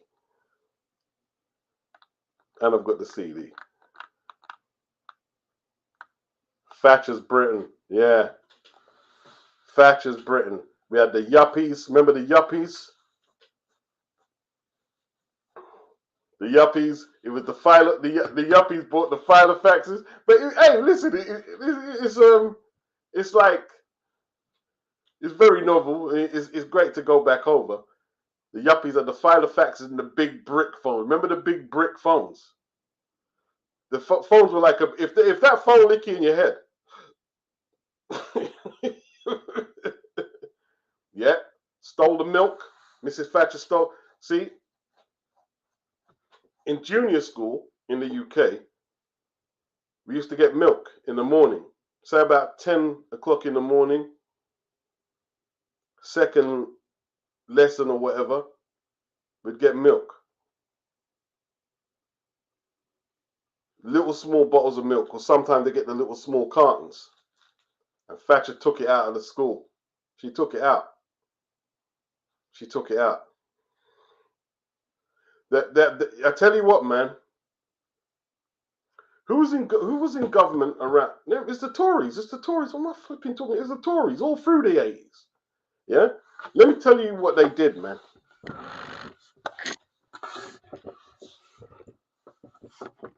And I was the only one in my school who used to ask teachers what was going on because I didn't understand it. So basically, yeah, from junior school, school dinners, you would get meat and veg dinner like you get at home. Not cooked as good as home, but you get standard dinner. So you'd get piece of chicken, piece of turkey or beef or whatever it is with vegetables, potatoes, carrots, and them things there. And then you'd have a pudding, spotted dick, pause, right, roly-poly, custard, ice cream, etc., etc. Standard dinner, yeah? Standard dinner. Then we get to senior school, and we started with the same formula of food, what I just said there, yeah? Standard dinners. Then they got this bright idea to bring in this they called it canteen. I feel it canteen culture or something. So you're going to go up to 11-year-old kids, 12-year-old kids, 13, 14, 15, 16 or whatever year-old kids and say, okay, we're not going to tell you to eat this food now. We're going to give you the option to have the standard potatoes thing, you know what I mean? Or you can have hot dogs, hamburgers, pizza, chips. They started giving options. So what do you think happened? Without me having to say anything, in the comment section, what do you think happened when kids had an option out of the two? What happened? What do you think happened? what did the kids choose?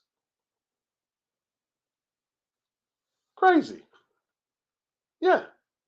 After a time, they stopped serving the old food. They just stopped serving it. And it's just chips. Yeah, they chose the junk food. Of course they chose the junk food. Chips every day. They chose the junk food.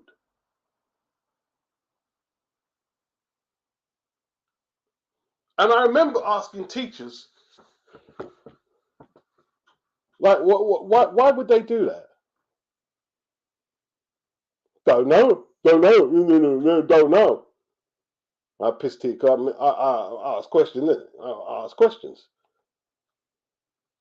Yeah. And even up to now, it like fries up my brain. Like, what was going on? Why would you do that? And to me, sound like a social engineering thing, man. Like just to dumb you down, man. Make you a consumer into fast food culture. Because I'm sure it didn't just happen at our school. I'm sure it didn't.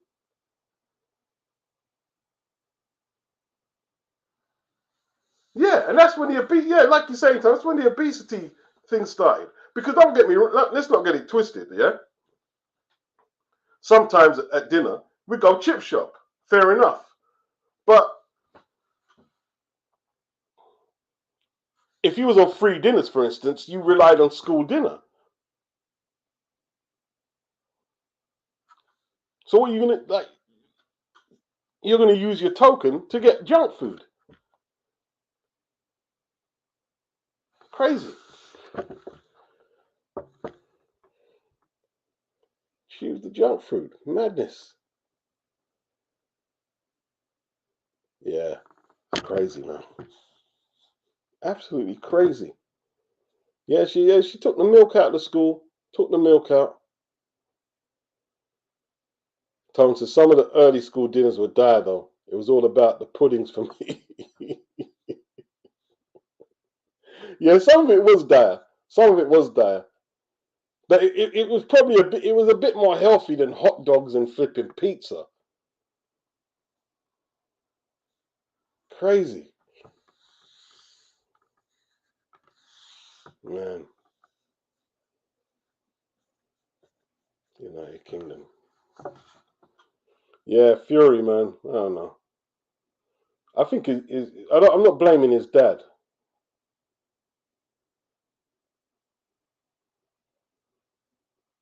I'm not blaming his dad, but because, like, I tell you what,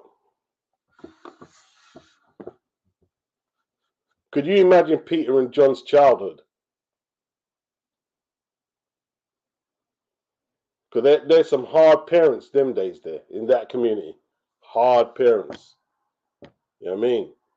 Had to grow up quick. See, in them communities there, the kids have got to grow up quick. You got to grow up quick. Very quick.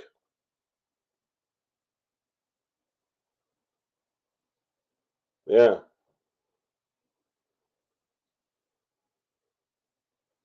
Vader D beats. Those healthy meals were free, I assume. Well, it was free for kids who were on free dinners.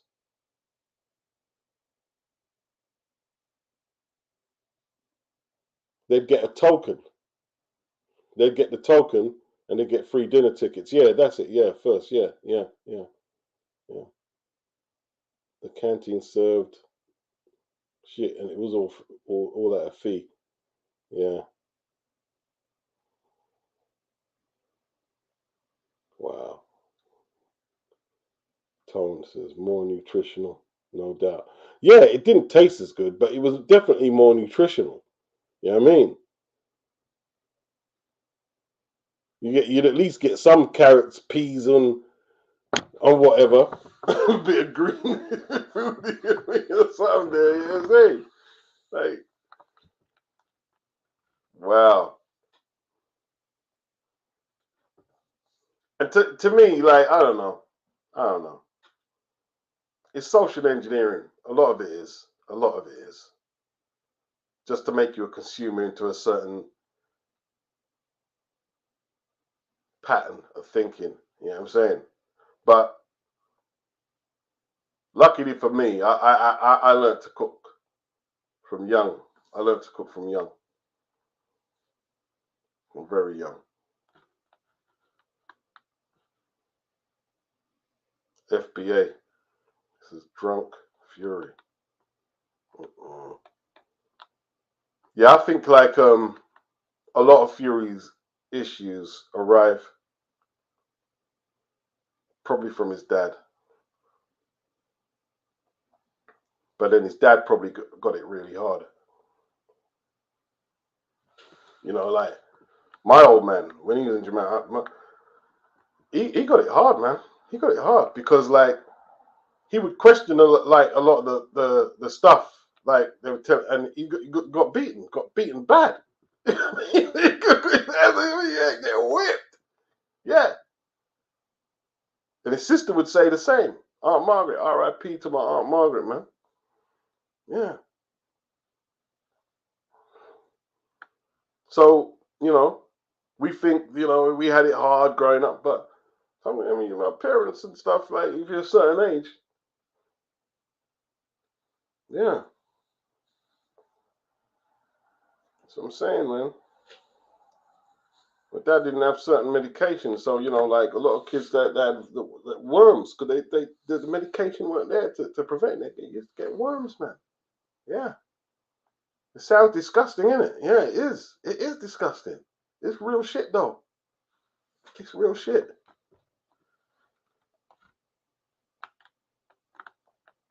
It's real shit. Case K, Wilder and Fury going through the ringer. Glad you brought a Wilder case, man. Like Wilder, what a week. Kelly went at him, innit? Like Kelly Swift. She came for him. She definitely came for him.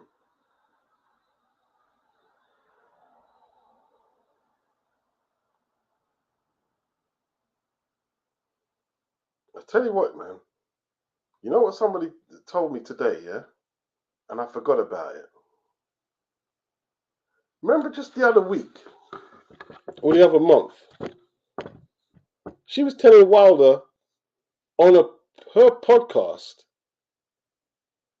that you've got a choice to go down on your grandfather or eat a Twinkie full of fucking cum.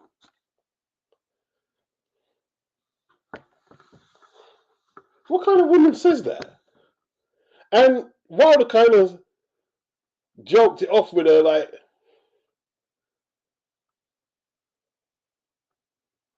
does that sound right? What kind of relationship was he in? Was he what happened? Was he that panani whipped? What happened to him? I'm not saying that he didn't do whatever, and I'm not saying he did. I'm not getting into the ins and outs of that. But what happened? How did it get to that point that the woman you're with is talking that shit there?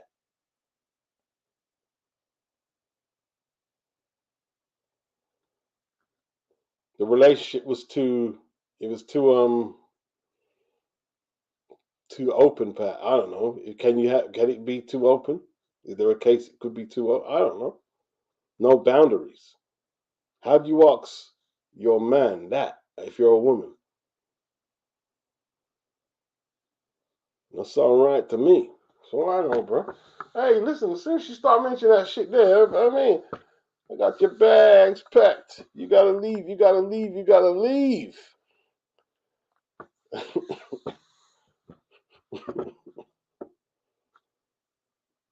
First 100, Mrs. Thatcher didn't ramp. She threatened to take over the police investigation when they were taking too long to catch the Yorkshire Ripper. It was hard for. Oh yeah. She didn't mess about, man. Yeah. I can believe that. You see what you said there. That's Margaret Thatcher was Margaret Thatcher, bro. I was watching a program on the miners, and like what she turned the police on them miners, man. She turned like, yeah.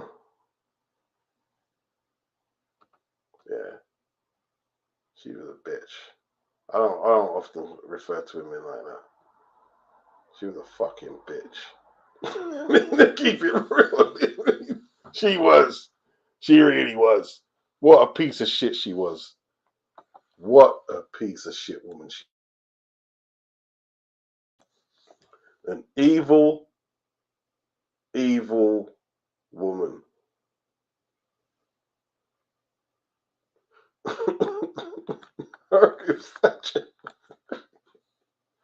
Evil. Evil.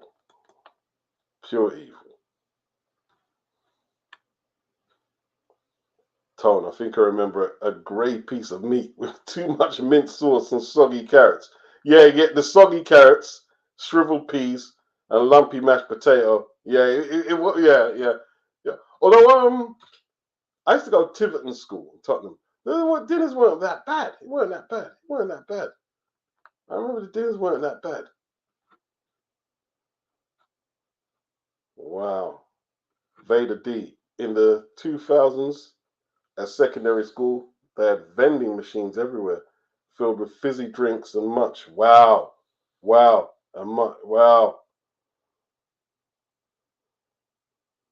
See, that's the thing, man.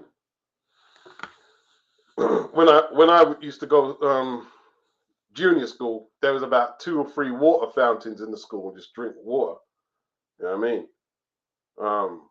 But now you're saying vending machines with fizzy drinks. That's crazy. It's crazy.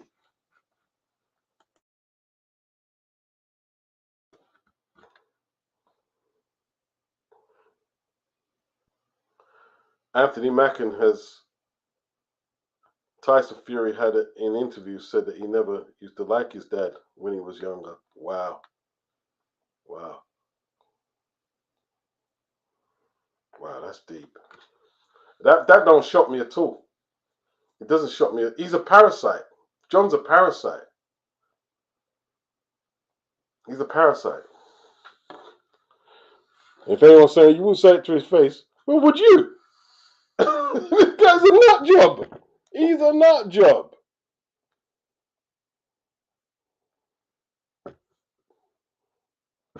Yep. That's what she said to him, fellas. That's what she said. Mm-hmm.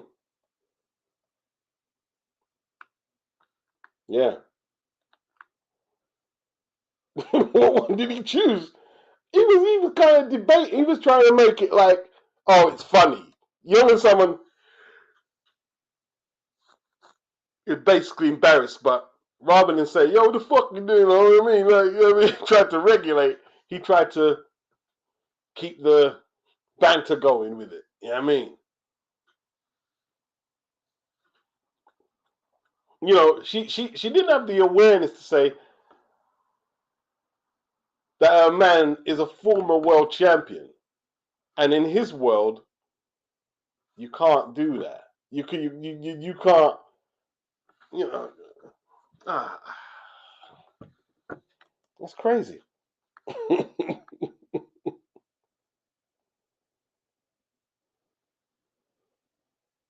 Wow.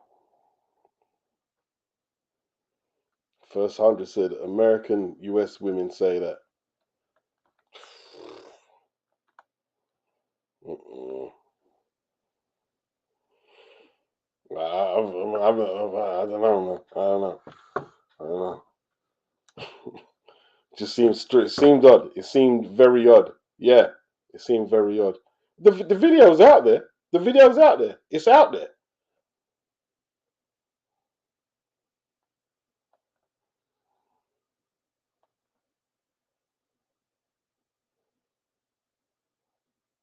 Crazy.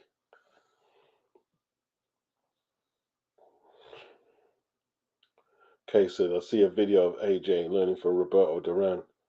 You never see Wilder doing that. Ego too big. Yeah.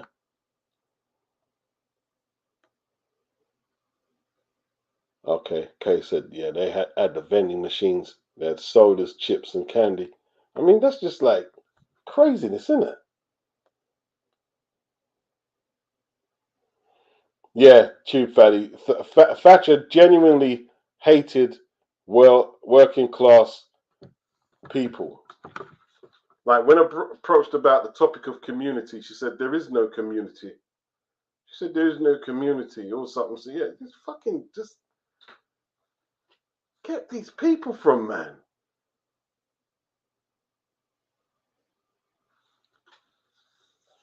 Evil, evil, man.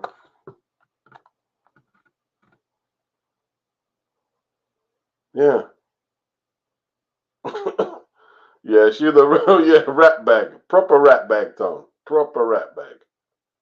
Yeah, she had a genuine hatred for the working class. Like she destroyed their mining communities, absolutely destroyed them. Anthony Mackin said, so Wilder can't go back to his house whilst the temporary order is in place. So by the time the case goes to court to determine a full order, she'll have been there for a good 6 months. Uh-uh. Uh-uh. No judge is kicking Telly and those children out. I hear one of them children ain't even his. Mm-mm. Mm-mm. Mm-mm. Well, I, I, I can't bring myself to like try and clown him because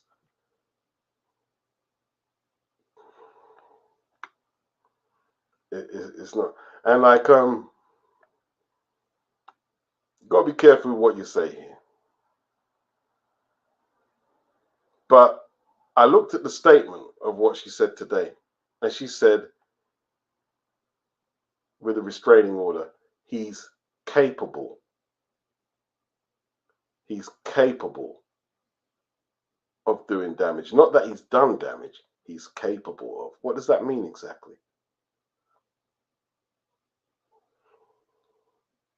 What does that mean?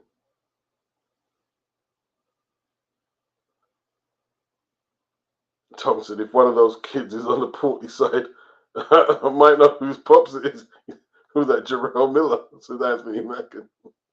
Yeah, and then, you know what I mean? Like, see, Miller's a piece of shit. You see the man's going through that, and then you take a shot and all that. No, nah, that shit's not cool. It's not cool.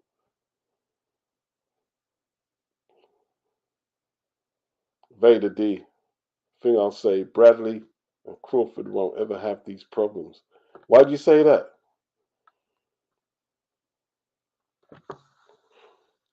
Yeah, it looks like she's outwitted him. Is she a New York girl, yeah? Is she a New York girl? She's a city girl, isn't it? Because that's what some people are saying, you know what I mean? Wilder being, I don't know, from a backwater or whatever, I mean, they were saying. That's what they said. I didn't say that. That's what they said. Mm-mm.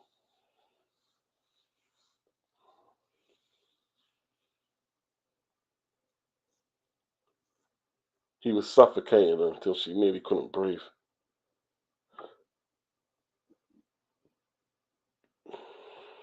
Hmm. I think I agree with 68, what he said on that. I won't repeat it, but I think I agree with what he said.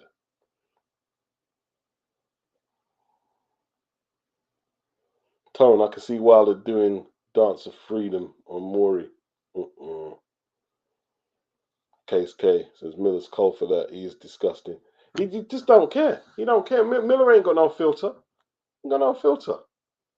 Anthony says Miller is a scumbag. He is. He is a proper scumbag. A proper scumbag, bro.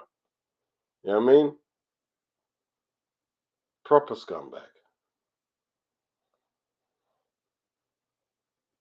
Yeah, busy. He ain't married to her. He's got a kid with her, though.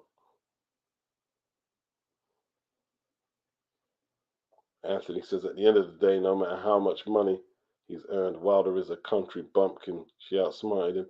That's what I mean. A lot of the theories. I mean, that's what they're suggesting. Mm-mm.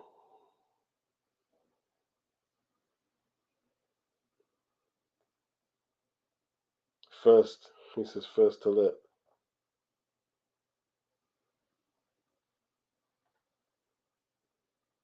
Okay. All right. First. All right. First to. Okay. All right. All right. Calm down, bro. Calm down, bro. I might still call you what I was calling you in the first place. Case K. Wilder being a backwoods Alabama. I think she was raised in Los Angeles. Well, that's as city as you can get. That's as city as you can get. You know what I'm saying?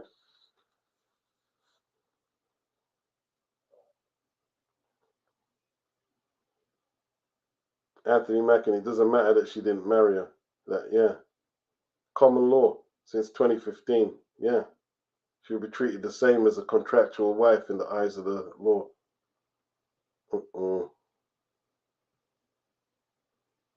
Oh, he's telling the truth though, BG. She's gonna try and rinse him. She's gonna try and rinse him. He's gonna end up in the ring again. She's gonna take so much money that he said he's gonna not gonna retire anyway. He's gonna have to. Yeah.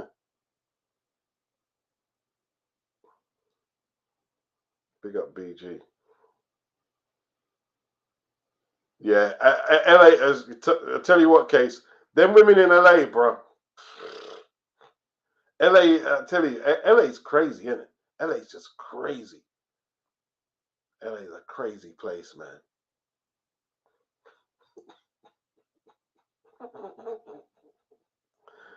It's a force unto itself, man.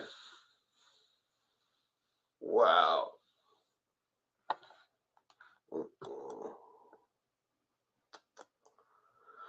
I tell you what, man. I tell you what.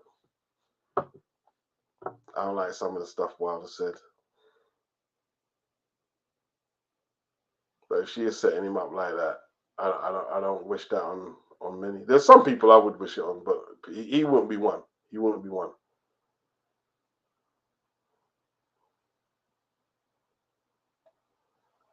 Boxing wave.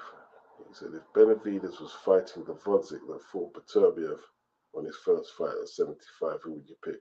I think a better question than that wave would be if Benavides fought the Vodzik who fought Adonis Stevenson. I believe the Vodzik who fought Beterbiev could have been going through some mental traumas after what happened to Adonis.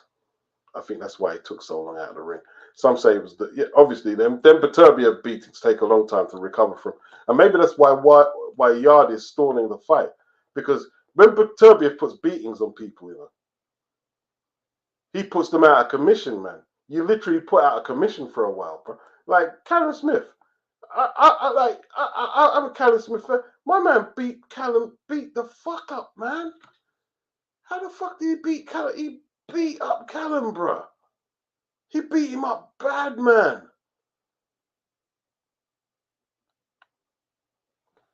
He beat him up badly. He beat him up really badly.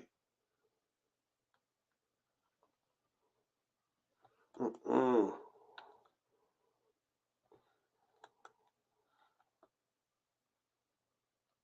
Mm-mm.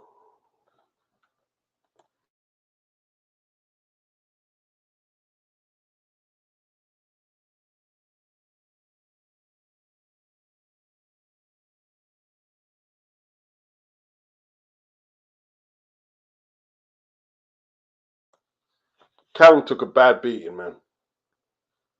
Anthony Mackie said he broke up poor Callum. I was pissed off about that. He beat the brakes off him. Beat the brakes off Callum. Literally beat the brakes off him.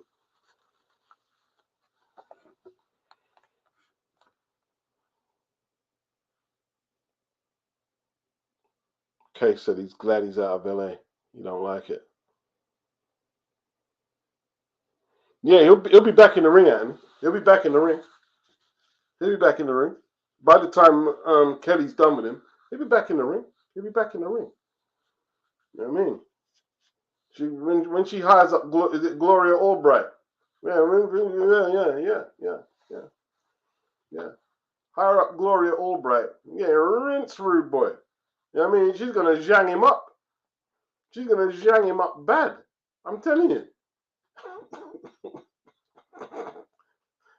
You're gonna wish you were fighting Zhang when Gloria gets hold of the finances. You're gonna wish you were fighting Zhang, bro. Yeah, not easy. See, that's another thing about the modern day world. Like, you have to think about it. Like, unless you ain't got no ambitions of getting money, to get married, or move a woman in your yard, you got to think about these things now. Me too. Go on, girl. You get him, girl. Shit. They're looking to listen. Yam you out, bruh. Yeah. You make Zhang look like child's play, bro. Make Zhang look like child's play. Because it's a different world now. It's a different world. You know, everybody diddy this, diddy that, diddy. Listen, I'm not saying diddy, but what you guys across the pond used to call running a train on chicks is now sex trafficking. It's a charge. It's a charge sheet now. You can't do the things no more. Can't do them movements no more, rude boy. That dead. Yeah.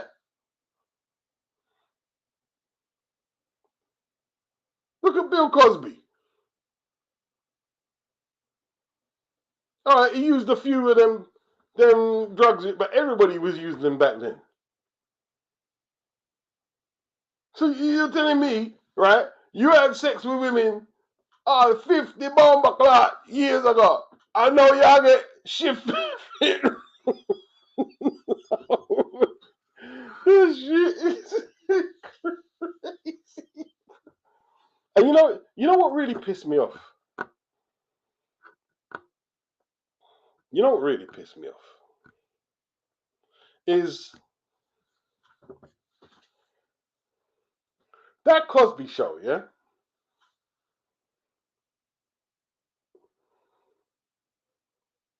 And that image he created. And then to see it just get evaporated like that was crazy. It was crazy. Because the Cosby Show, it wasn't just aspirational for black people. It was aspirational for a lot of people. You do realize that. You're talking about an iconic program, the Cosby Show.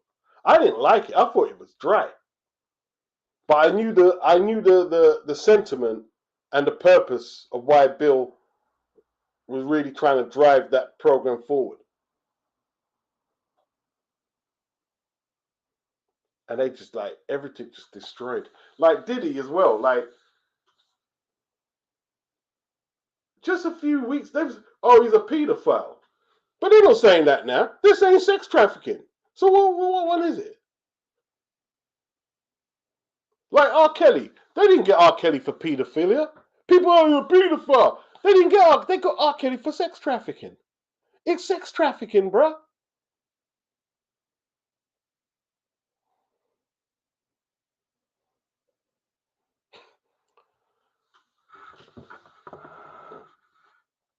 It's crazy, man. It's crazy. I don't even know what to say. The modern day world is just it's a scary place, bro. It's a scary place. It's a bloody scary place. Nah, you don't shop at no little. You know what I mean? BG, she was doing worse than Zhang for real. Yeah, she's looking to do a number. She's looking to do a number.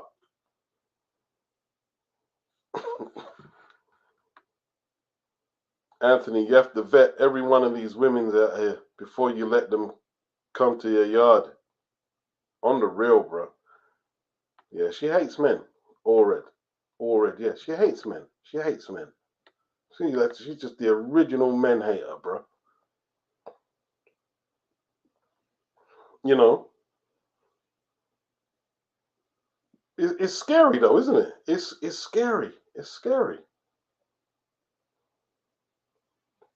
And you know the thing is, yeah, years back, there was a kid in the year below me at school, and he was dealing with this woman, and he had a little flat at the time. I think he had a baby with the girl, and eventually she got him kicked out of the flat and his flat and everything. She had the flat and the baby. Yeah, yeah. You had to start all over again and shit. Mm-mm. Yeah, yeah. The Cosby Show was very significant. The significance of the Cosby Show, Anthony Mackin, was like, you know, it came at a time where if you go to America, and I can't obviously fill in all the gaps because I don't live there, but one of the strongest representations blacks had on the screen was blaxploitation films.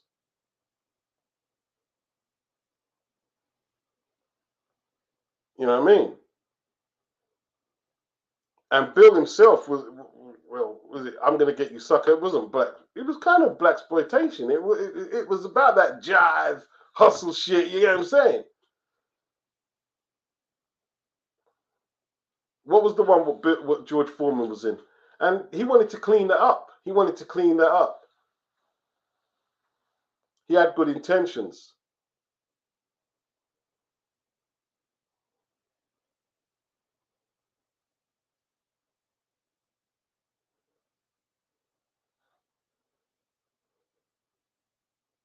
You know, you look at Robin Williams.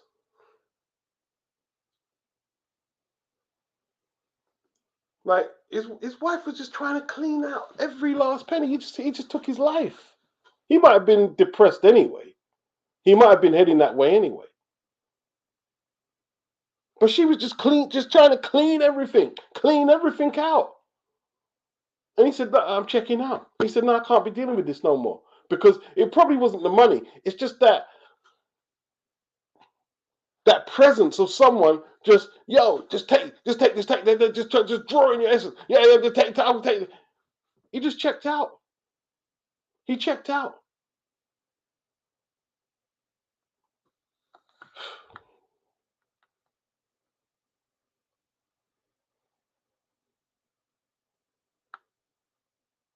Mm-mm. Mm-mm. Case, he says, in this era, man hating is cool now. Yeah, there are some women who have some serious hate for men now. They have serious hate. They have serious hate. You know what I mean? They have serious hate. It's and obviously vice versa as well. You know, and there's a lot of dudes who want to who would love to see Wilder lose everything, and I'm thinking, why? Why do you want to see him lose everything? How will that help you? How will that help you go about your day seeing Wilder lose everything? It's like with Fury. How would it help me seeing Fury just go totally off the rails? No, that would take all the sporting aspect of wanting him to lose out of it. As far as I'm that's a barrier too far. It's a boundary way too far. I don't want to see this big grown guy go off the rails.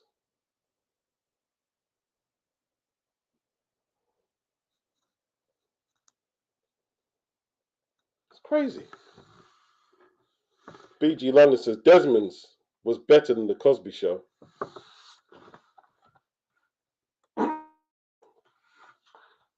Yeah, you're already saying that's because it was in your ends, isn't it? That's because it's in your ends, BG, man. Pecky. But hey, Desmond's was very positive though. It was very positive. I used to like Desmond's. I used to like Desmond's. I like Sir Norman B. R.I.P. He done a lot. He done a lot for black television in the UK. He did. He did.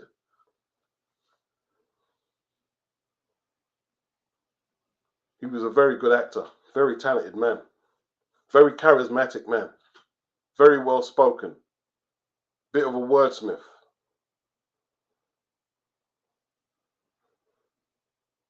Yeah. And his wife, Carmen. I used to like Carmen as well. She always reminded me a bit of my mum. That's what I mean. Oh man, she's passed away, Carmen, as well. Beautiful woman. I used to like Desmond's. I used to like Desmond's. And the kids were cool. The good thing about it, you had a white barber in there, then the black girl, she had a white friend. And I mean, there was all different ethnicities. So it really did kind of represent that London mix. You know what I mean? Because that's one good thing about London, despite all the shit. You know what I mean? You do see a lot of people mixing and getting on, and that's better than flipping. This, I don't know.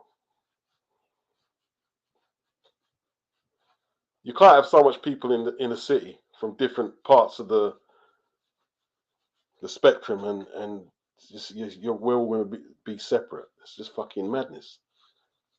It's madness. Desmond's was good.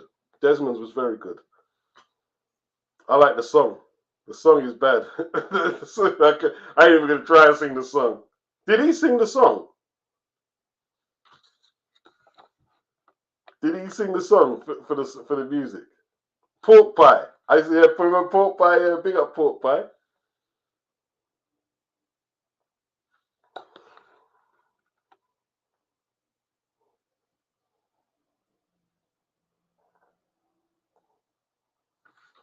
Eubank Senior said in a podcast that he thought that his ex was looking after his money when she wasn't. Not Karen. Who are you talking about? Karen. Oh, I tell you what. Frank Bruno's wife Laura. She was a bitch. Miss Bin Laden. Yeah. Frank refers to her as Miss Bin Laden. Listen, you see her there? Anyone thinking, oh, that's some docile white woman?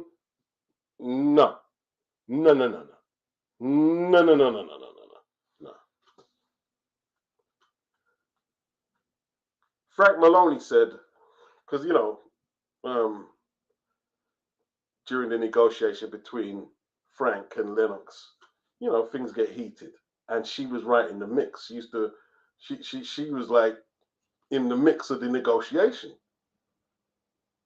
And Frank said, well, Laura, even though, things went a bit this, that, I hope we can get on. Frank said she spat in his face. She spat in Frank Maloney's face, rude boy. Pow! She spat in his face. And when Frank was going through what he was going through in the system, she had no mercy, bro. She had no mercy at all. You know what I mean? No mercy at all. And like, she was fearless as well. You see, when he was in America and he was fighting Tyson for the second fight. Well, they might have intimidated Frank when he started banging the walls.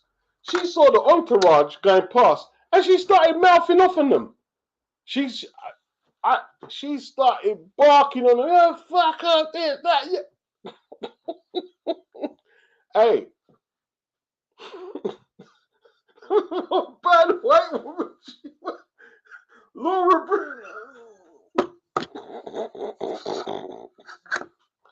She weren't playing, bro. She weren't playing.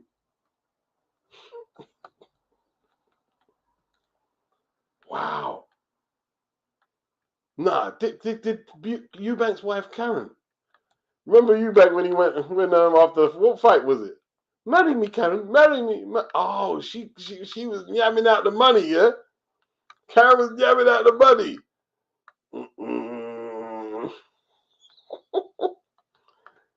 Hey, give me 2 seconds.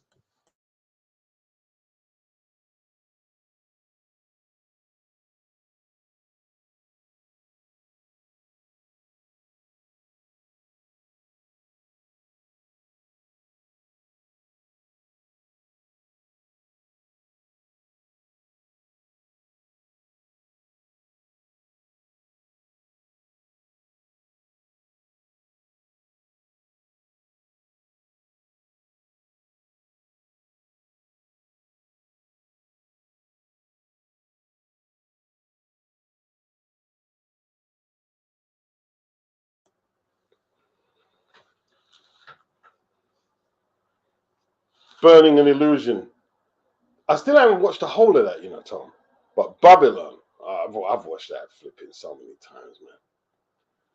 Watched that so many times. You know what I mean? Babylon is just my film, bro. You know what I mean? Babylon is my film.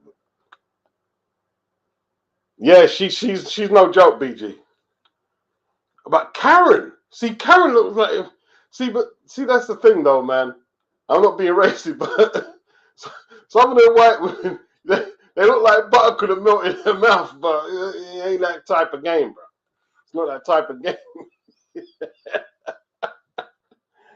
Keep it real. Karen was yamming him out. Whoa. Mm-mm. Mm-mm. Marry me, Karen. Marry me. Marry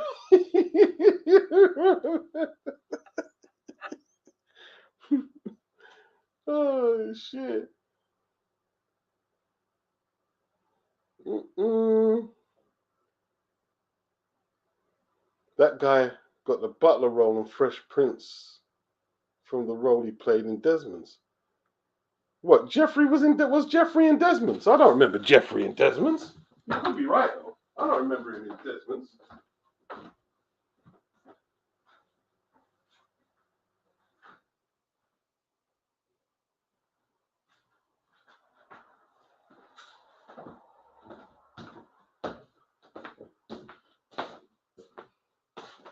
Empire Road, Empire Road, Toad. I mean, Empire Road.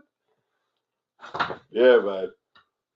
Empire Road. They've got that on YouTube, you know. They've got that on YouTube. Empire Road. Them programs, man. See, that's some of the early black programs in the UK. But you know, my favorite one was No Problem. No Problem and The Real McCoy. I used to love No Problem, man. It was so funny, man. No Problem was so funny.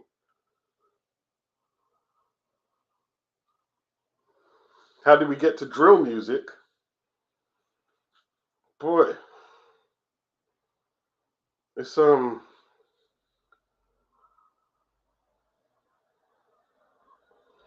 there's a lineage.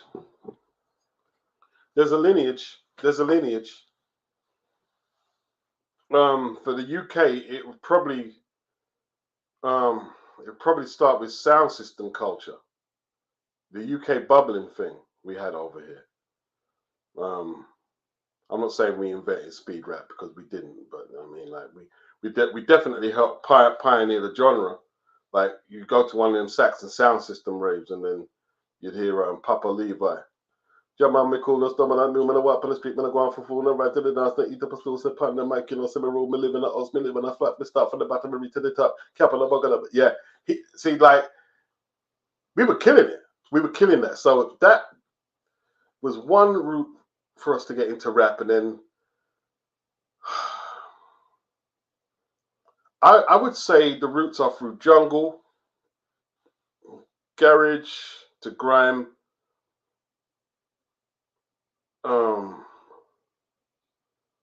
with dancehall, hip hop. It's just a combination of all. See, but I don't mind UK grime or UK drill because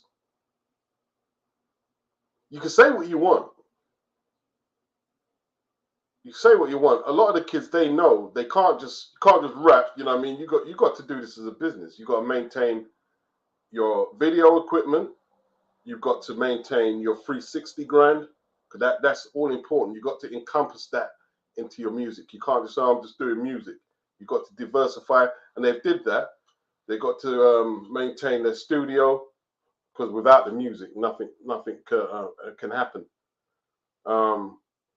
Make sure your shows are booked, and a lot of them are actually handling that pretty well. You know, like Big Nasty, he started as a grime artist, but he's diversified his portfolio quite a bit. You know what I mean? So I give them credit for that. I give them credit. If you turn it into a business and you're legitimizing it and you're showing your kids a way that, yo, it's not just being in the camera. You got to work. You got to get up early and you got to do what you got to do. You got to work. You got to work at what you're doing. You got to work. This ain't just glory hunting for the camera. Yeah, I'm the camera man with the man there. No. You got to work. You got to work.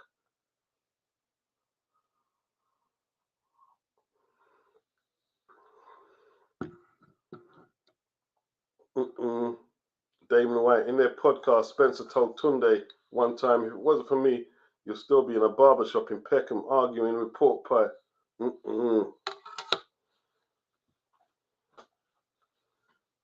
First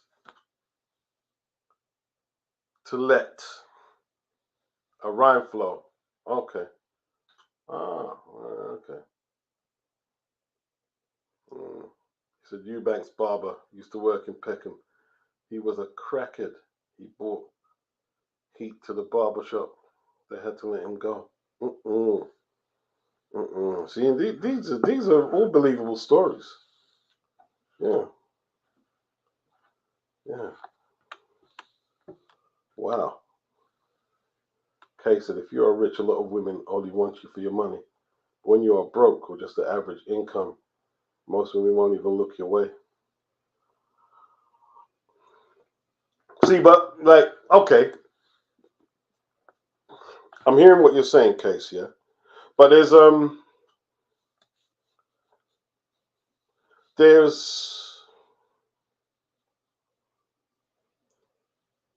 one way that can go and two ways that can go. if we're keeping it real. Yeah. A woman will always look for the easiest path of resistance for the most part. They will do. So if a man is ready made, with finances, security of a house, then it's easy for a woman to acclimatize into that, even if she don't find him physically that appealing. Yeah. And we're dealing with biology there. Something that's not built into all women, obviously, because all women are not all the same. But it's it's almost a prerequisite, isn't it? Like a woman wants that. She will settle because like they want a nest, in it. Like, okay, if she gets pregnant, she don't want to be like, oh, right, well, I've got to do all this work to get the house and stuff, and I still while she's breeding. No, she wants the nest to be there, ready, fixed up, and she can do what she's doing. But there's a difference between that and trying to glory all red out your money. You get what I'm saying? I wouldn't expect to get a well-to-do woman in the looks department, and I'm not providing anything for her at all. I wouldn't expect that. I think it would be short-sighted of me to do that, especially for a long period. I wouldn't expect that. But as for trying to like just eat everything out, is like crazy, man. It's absolutely crazy. Just yam you out.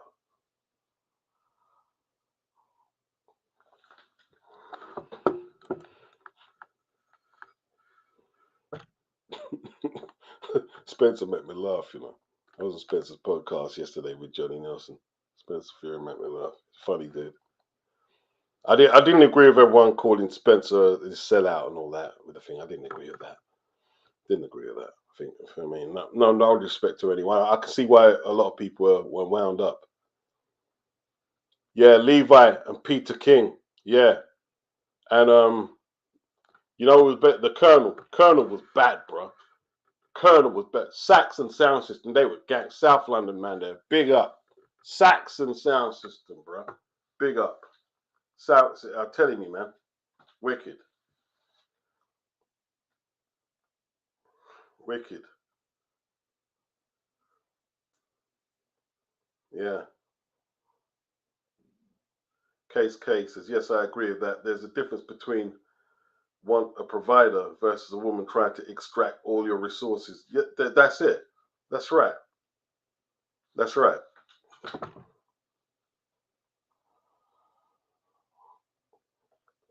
Because if you got a woman, they want to see the house look nice and stuff. So you go, you gotta get your ass up and make sure, you get the resources or do the work yourself. The house look good, and you want her to look good. You gotta get the resources together. You know what I mean? And that's good because you know what that is? That gives you something to work for as well. Because if it was just up to a man alone, it's just like, oh, fuck that shit, man. I mean, I don't need to do all this. You know what I mean? Well, I've got heat, got a cooker, washing machine. I ain't doing no more, bro. You know what I mean? But when you got a woman there, you have to go the extra mile. And if you got kids, you got to go the extra 2 miles.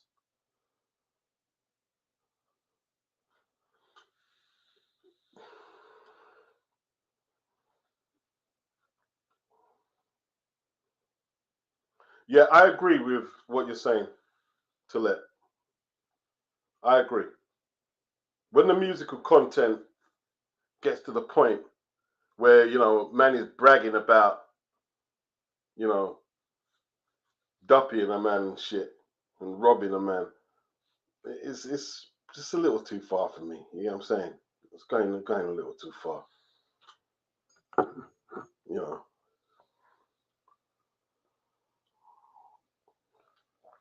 But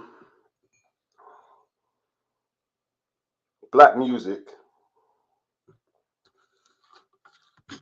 is the only one. Is it? Do any other is there any other genre of music that celebrates like murking people and being, you know, of a certain attitude like that? That it's okay to do that. Is there any other music? Oh, the barbershop was Queens Road, Peckham. Carmen Monroe, her name is Carmen Monroe. Carmen Monroe. Her face is still in my brain.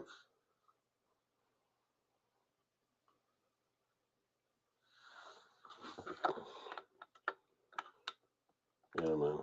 Yeah, you see, them times they're like first to let like Peter King, them artists, you like. It was about content. You needed content. You needed content. You need the skill,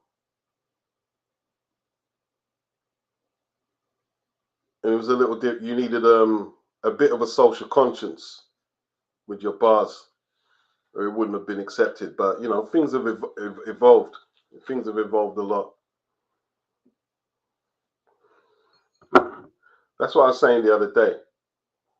You know, if you listen to a lot of the artists, especially from London, you think, well, yeah, I mean, it's a bit moody in London. You know what I mean? It's a bit moody around the country. But if there was as much gunshot going off as you guys are reporting in your music, we'd hear more about it on the news, wouldn't we? Man's acting like there's a shot busting every second.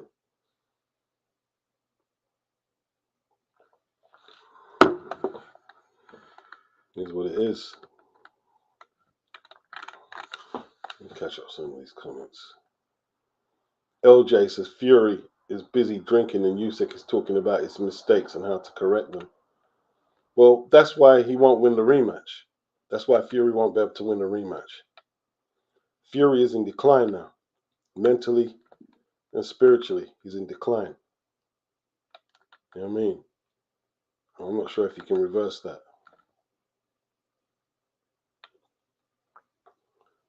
Black Joy, the 70s movie that Norman Beaton starred in. There was another film he was in. I'm trying to remember what it was, man. It was a good film as well. A really good film. I can't remember. I'm useless with films, man.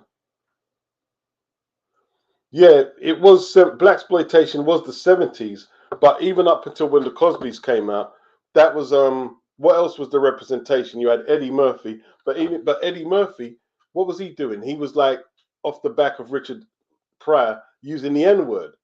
I remember Bill Cosby used to tell Eddie, don't use the N-word, don't do all that cursing. You know? When Richard Pryor come back from Africa, he stopped using the N-word, didn't he? He stopped using it. You know what I mean? So Bill was trying to build something positive, a positive image. Man, I'm not gonna lie, man. You know, if Bill done wrong to them women, he deserves his jail time. But when he was getting trawled through the case, it hurt me, man. I was hurting, man. I was like, I didn't like watching it, man. I didn't like watching it at all. I just didn't like watching it. I didn't like watching it. It just felt sad. It just felt really sad. All through it. All through it.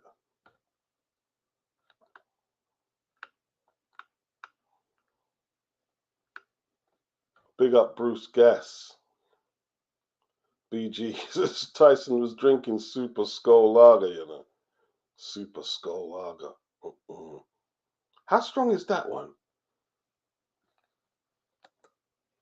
I forgot about Super Skull. You got Kestrel, Super Skull, you know. Skull is the one of the weakest beers, though. The normal Skull is weak, isn't it, BG? I forgot about Skull beer, you know. Has anyone drunk that Scottish one I was talking about? Is it Breather? What kind of beer is that, man? Super Skull, you know. How strong is that? That's about 9% then, isn't it? Super Skull probably about 9. Strength. Let me see the strength.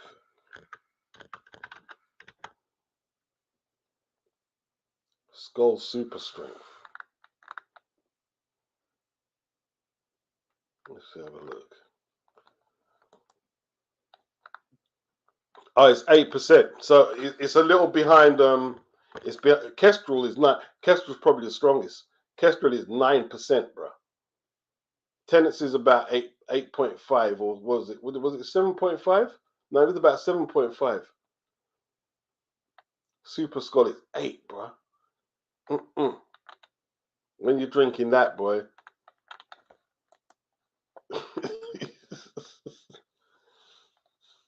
You're just trying to go missing for a little while.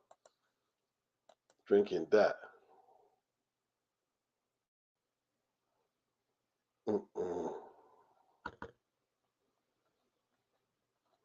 Yeah, even Chan saying she actually felt a little sorry for him when he saw the footage.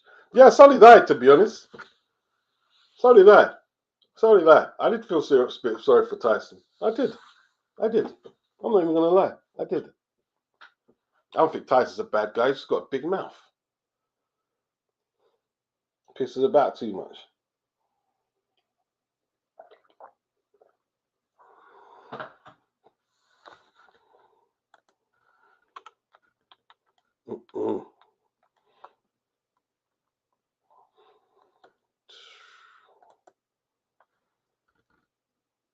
That's crazy, man.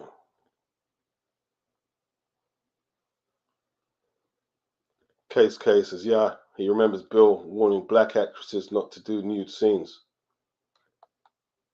Yeah. What is 13%? Nah, it's not 13 BGs. It's 9. It's not 13. We ain't got there's no beer over here do 13. How much is that Scottish beer? They were trying to say 75%. No way. No way. There's no drink 75%. Not beer anyway. There's no beer that's 75%. David, like, are you talking about playing away when Norman Beaton was a coaching team? I can't remember the film. I really enjoyed it. I can't remember it now. I don't think it was that one you're saying there.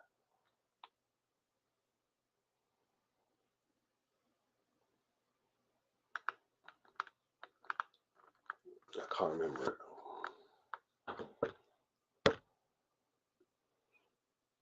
BG says, my bad. I'm a lightweight Budweiser drinker. See, but them drinks they taste better though. They taste better. The Budweiser tastes better. You know what I mean? What's what Red Stripe in it? Red Stripe. I've got a Guinness Stout in the fridge, but I'm not going to drink it today. I've got a Guinness Stout. You know what I mean? Red Stripe's all right.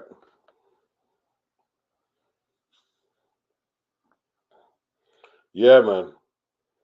Yeah, Smiley Culture is my idol, bro. When he died, when police said he stabbed himself, I was really pissed that day, boy. I was pissed.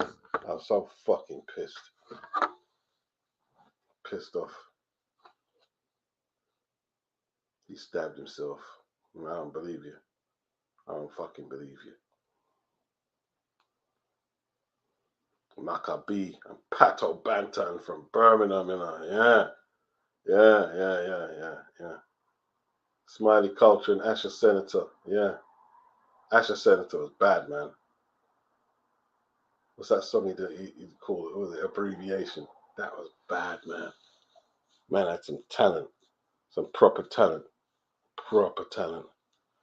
What was the song? Who made We Are the Champions? Who made that song? That was that Daddy Freddie and was that Asher Senator and Daddy Freddie? I used to love that song, man. They used to play that. They used to play that on Hot 90, not Hot 97, on I forgot the American station now. Is it Kiss? They used to play it back then. Anyway, they used to play that. And one man very pivotal in a lot of the hip hop was Shined from Born in London. He resides in Jamaica now, but he was huge in New York when he made Know How for Chat. Yeah, some of them are talking, some of them are chatting, some of them are talking about you to start from the bottom and reach right over the top. What they call that, because it was just all about that what we call it, not double time, not double time. I'm not saying triplet. That's what Americans call it. Just skills in it. Mike J was really good as well for the Demon Boys. He was good. He was really good at that style. Who the cat fits? That was my joint tone. That was my joint. Who the cat fit? Make them wear it. He killed that, bro. And he done it. Remember, did he do Billy? No, who done on the same reel? Who done Billie Jean? Who done Billie Jean as well? Remember that version, that the dancehall version of Billie Jean? I can't remember who did that. I don't think that was London, Britain. That was bad, though, bro. That was bad. That was bad. Case said facts beats. I want to see Fury lose, but I don't want to see his downfall. And I wish him a bad life. He talks too much, but he's not a bad guy. Yeah, I just wanted to see the undisputed fight. I don't want to see nobody claiming they're as good as Ali and they done half the work. That's a con job. So that was my gripe. That was my gripe. You know what I mean? See, yeah, it was Shined. He done Billy. That was bad, man. That was bad. When they flung that on in the dance, man, they used to get wheel up and draw up pure times, bro. Pure times. Pure times, bro. Shined was bad. And listen, let me tell you something now. And I will argue this with anybody from across the pond, right? KRS-One even said it. He developed his rhyme style from Shined. Just Ice, if you hear lyric licking, right? There's a few parts of lyrics licking where he's took from Shined. He took the bars from Shined, bro. Yeah. Yeah. Oh, it was on the flip scene. Man. Yeah. Shined was bad, bro. Shined was bad. We listen, England, we've produced a few of them out here, man. A few of them out here who like went under the radar in terms of pioneering the genres. Yeah, a few of our guys have went way under the radar. Way under the radar. Yeah, you go listen to Know How for Chat. Know How for Chat is bad. The Jam Master J remix is what they used to play on the radio out there. You know what I mean? I forgot all the radio station. Where was Chuck Chill Out? Chuck Chill Out. What station was Chuck Chill Out on? He was my favorite DJ. Chuck Chill Out.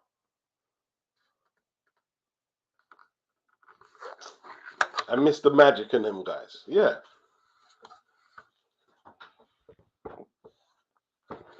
Yeah. Yeah, sure. Yeah. The Billie Jean one was dangerous, man. Dangerous, man. Dangerous.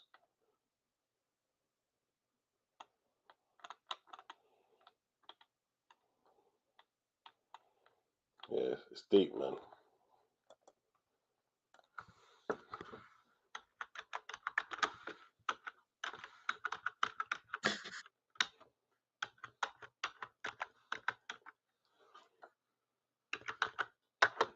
I was thinking of yeah. Look at John Cleese.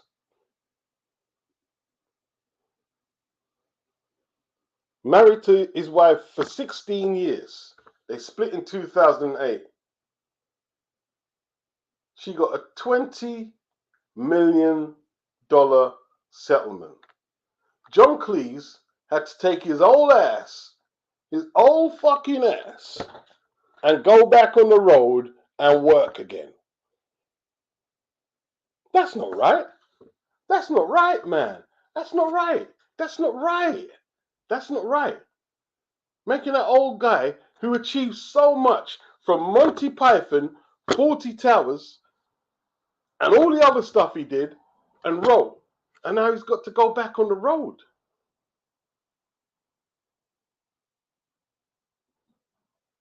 It's not right. It's not right. It's not right. And a compromise will have to be found soon, because a lot of that stuff isn't right. A lot of that stuff ain't right.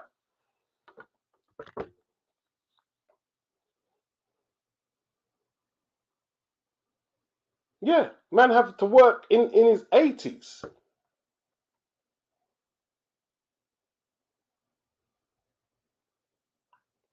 I think Phil Collins went through something like that as well.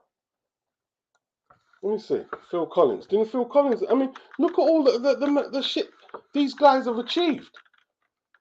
Nobody should be doing that to their finances. Nobody. If you ain't believing, as long as you ain't flipping leaving your kids starving and hungry and without a roof, no one should be allowed to take all that money from you. No one. No one.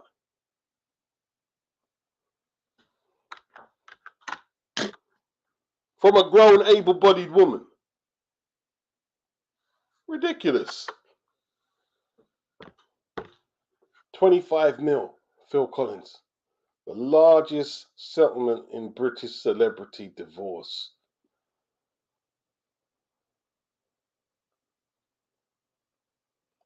Mm-mm. Mm-mm.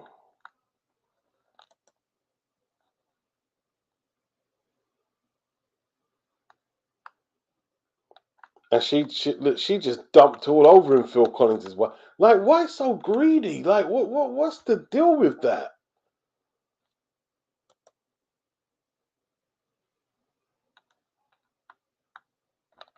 Mm-mm. It's the lawyers, isn't it? The lawyers are pumping him up. You know, you can get him for that. You know what you mean? You could take him for that. You know, you can get that. Mm-mm. This is not a good world, man. It's ungodly. A lot of that stuff is ungodly.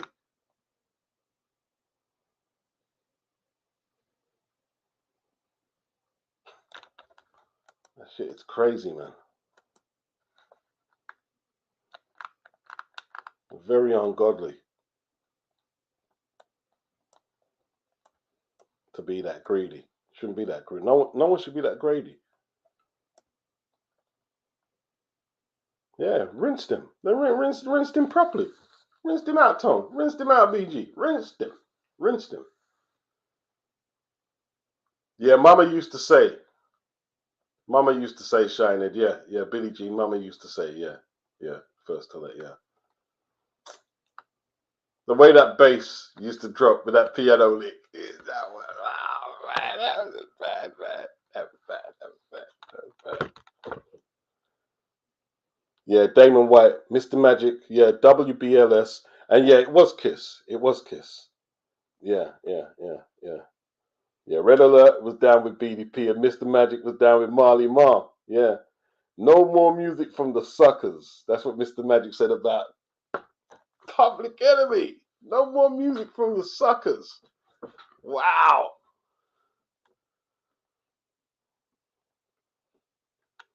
Yeah. He was born in Kensington. Yeah, that's right. Yeah, that's right. He was born in Kensington, Shinehead.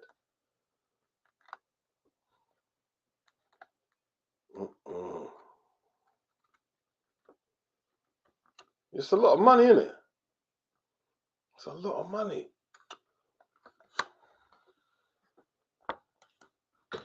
Wilder better, you know what I mean? I don't know. You better get on it, man. Can't go back in his own house.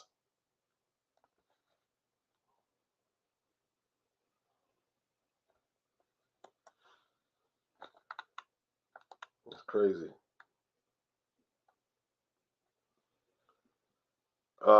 Terence Crawford said, laughing out loud, yo, people is so funny with the double standards. So he's talking about Boots Ennis fighting Avanesian, but yet when Terence was fighting him, it was the worst thing in the world. Yeah. Yeah.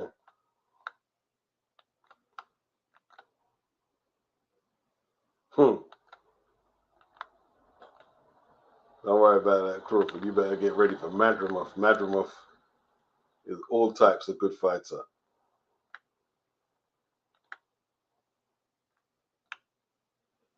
I'll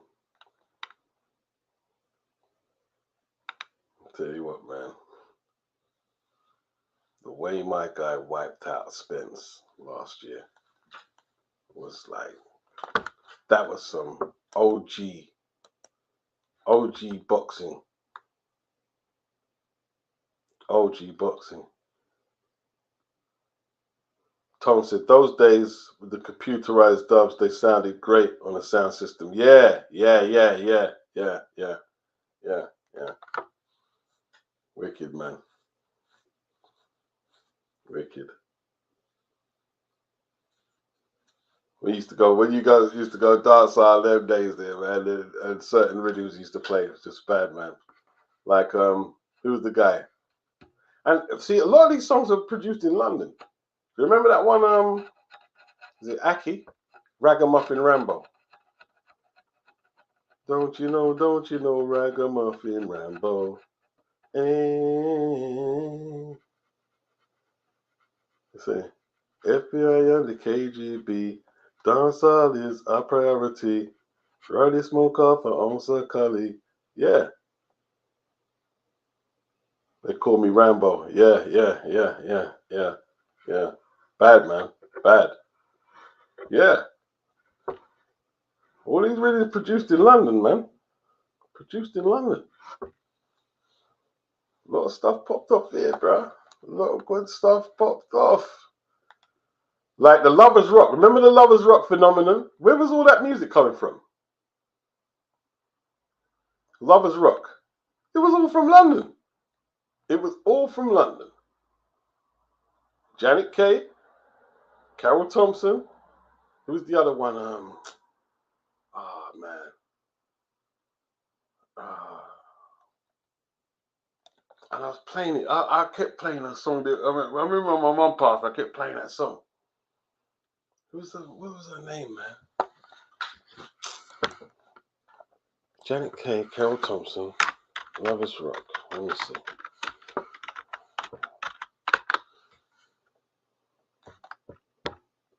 Lovers Rock.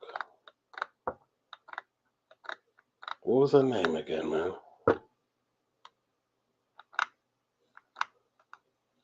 I forgot her name.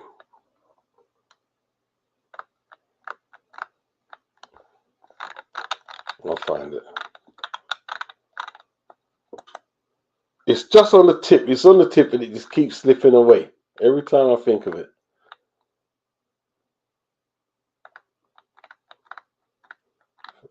It will come to me. It will come to me when it's time. It will come.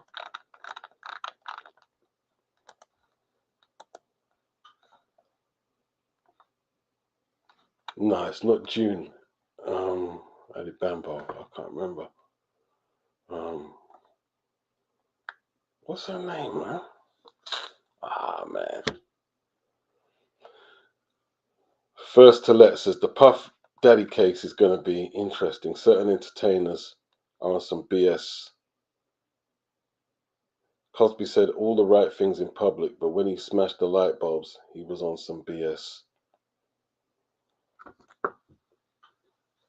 Well, look, it's not looking good for Diddy after what happened.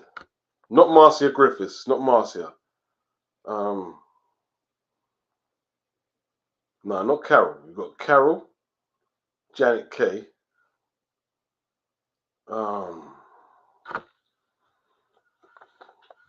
Yeah, it's not looking good for Diddy. It's not looking good. But even then, like, I'm frustrated that Diddy put himself in that position because Diddy done so much so much.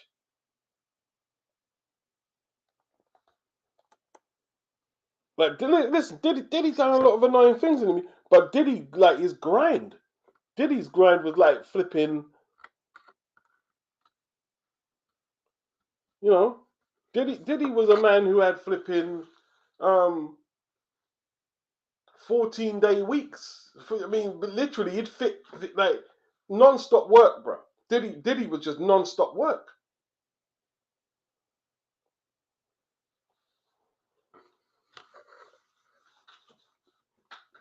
Put on the Notorious B.I.G., Mary J. Blige, Jodeci, 112, Mace.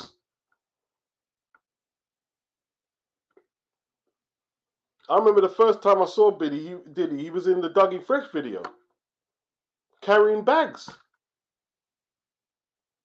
Just a kid.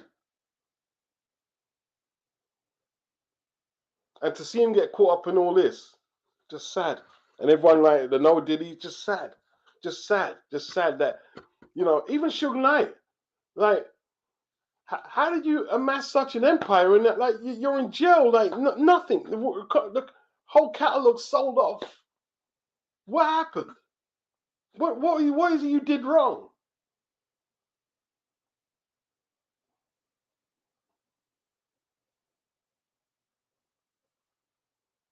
Madness.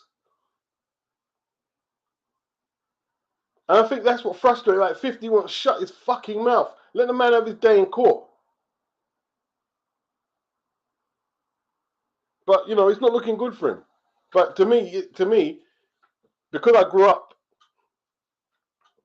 you know, and saw the rise, it's sad. It's pretty sad.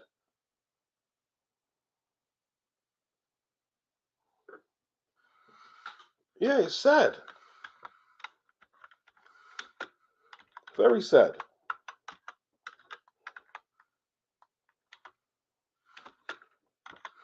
But yeah, what we saw there on camera, it was damning. It was damning. Can't say anything. You know what I mean? Can't say anything at all. Okay. Well, I mean, you got to got to dig your way out of this one yourself. Got to dig your way out yourself. You see, they got Carol Thompson and Janet Kay. Who's the other girl I'm talking about? Let me do the comments, see if you guys. Louisa Marks. Louisa Marks. Silly Games. Louisa Marks. And she had another one. She had a couple of them. Way she sung that, man. And the production. Louisa Marks, Silly Games. That was, oh, man. That's just like, whoa.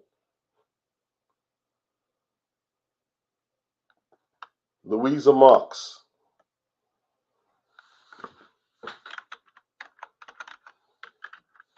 Louisa Marks is the name.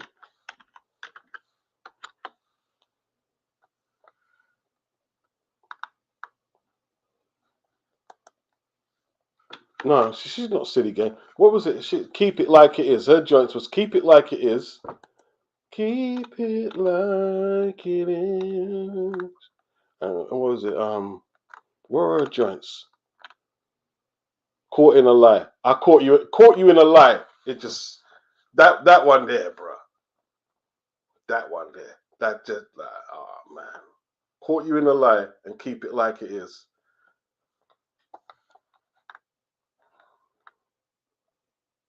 Just bad, man. Classic genre.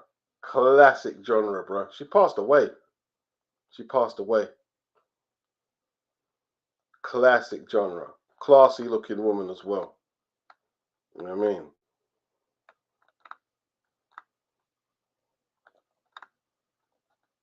Wow, man. Even though you're gone.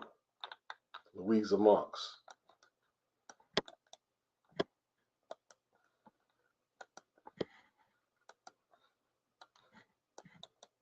Wow. Yeah, born in Kensal Green, you know. She died at 49 in 2009. Kensal Green. She died in Gambia, the Gambia.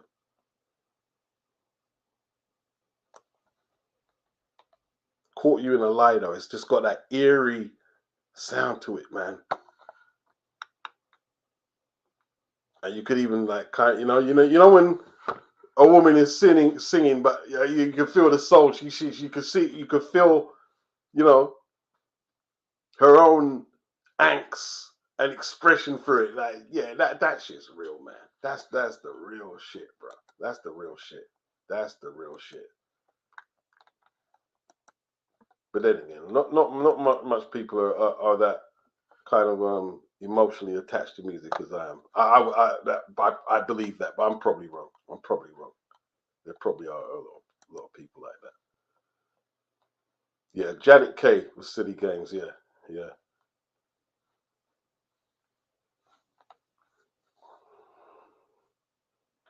First to Let Off a Rhyme bumped into Queen Latifah in Groove Records in '89. Bumped into Kool Moe Dee in Edgware Road when he was recording his first album in Harlesden in '86. Let me tell you this now, man. I used to like electro. I used to listen to a lot of electro. And then with rap, I was watching that Mike Tyson, and I remember it exactly. Mike Tyson versus Tony Tubbs. And then I'm listening, and then the PA just sounded really clear. I'm coming back like Return of the Jedi. Sucker MCs in the place that said I could only rock records, could only rock crowds, but I only rock records. How you like me now? I said, what? I said, boy. When I heard him, he was the first rapper that caught my ear, was Kool Moe Dee. That was the first rapper to catch my ear. Not Rapper's Delight, not all that. I mean, yeah, it was all good. Where the message was good, yeah, good songs. Kool Moe Dee. Kool Moe Dee. That dude. Kool Moe Dee. And I think before that, I heard The Doctor. He done The Doctor. I used to like that song. But when I heard How You Like Me Now, I was like, all right. this shit is serious, man. This shit is serious. You know what I mean? Kool Moe Dee. Wow. And the treacherous. That's what you call skill. The way he put his words together, man. You know what I mean? And then another, like there was a few. I tell you, were pivotal rap songs to me in my catalog, personal.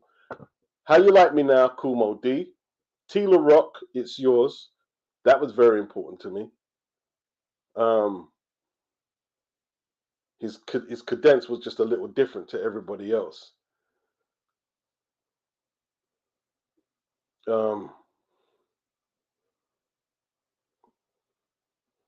What other record?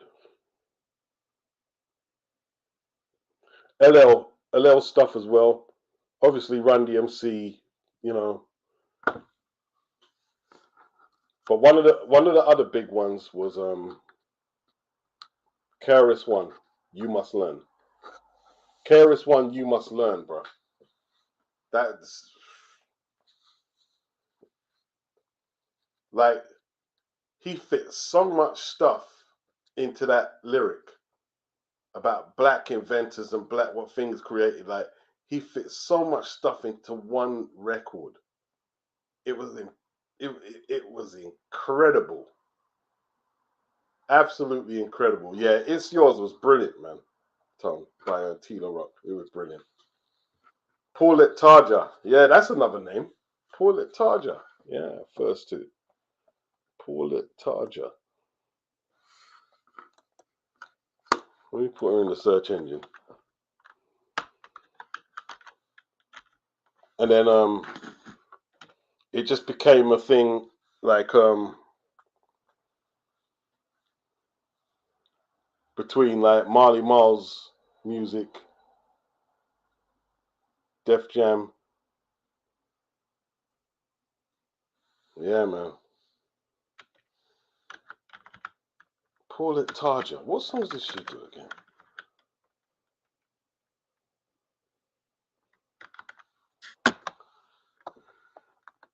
You love me, baby.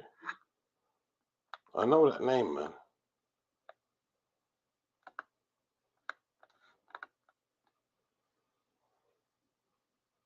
Jean Adebambo. I know Sandra Cross. And I know Tipper personally. I've seen Tipper Irie. I know Tipper personally. So he was Saxon. Tipper's bad as well, man.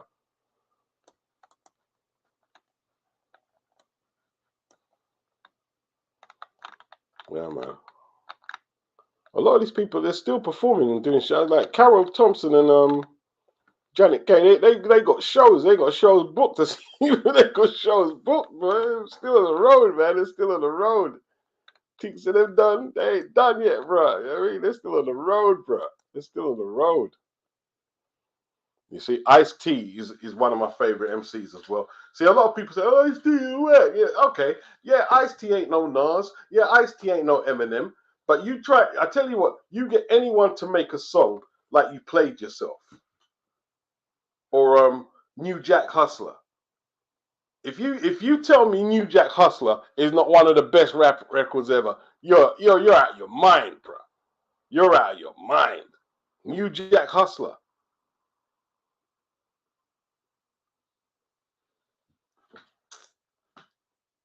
Dread, man. Ice-T's bad, bro. He's got a few classic joints. He's got a few, yeah. Just Ice, Cold Getting Dumb. That beat is still hard. You see, like, that's Curtis Mantronics. Curtis Mantronics is the most underrated rap or hip hop producer ever. Curtis Mantronics. He was just innovative beyond crazy. You know what I mean? He was just so ahead of his time. It was just ridiculously ahead of his time. Curtis Mantronics, bro. You know what I mean? Yeah, bad. I used to love Cole Getting Dumb, man. Cole Getting Dumb. Yeah. Ice-T Power. My first album cassette tapes is BG London. Bad album, bro. Bad, bad, bad, bad. What did he say? What was the bar he said?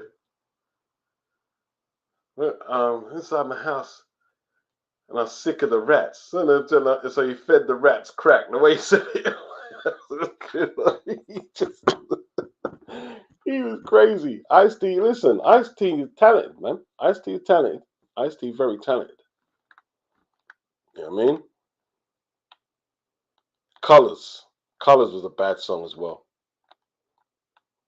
Colors, You Played Yourself. New Jack Hustler was just crazy, man.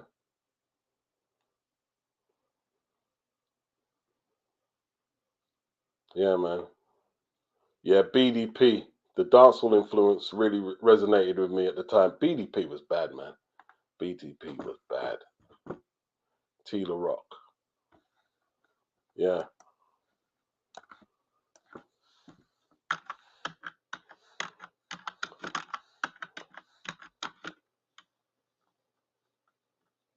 Marley Marl, man. Was my dude. Juice Crew All Stars. I used to love that song, man.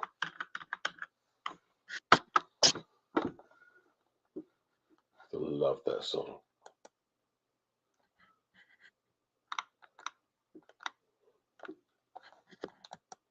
It was Cold Chilling. The labels for me at the top two labels in the 80s, Cold Chilling and Def Jam. Cold Chilling and Def Jam. Yeah, Reckless was bad. Reckless was bad. Yeah. Follow the Leader, Rock Him. What about Let the Rhythm Hit Him?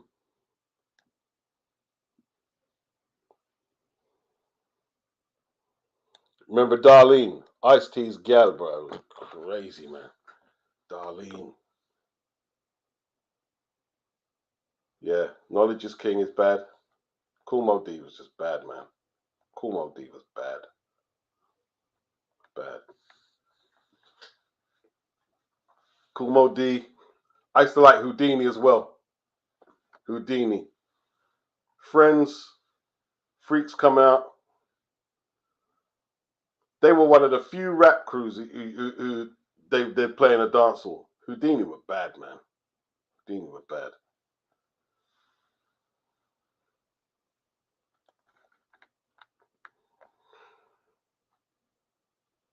Rowan Brown, Yo Beats, is in a live concert. Both have 10 songs.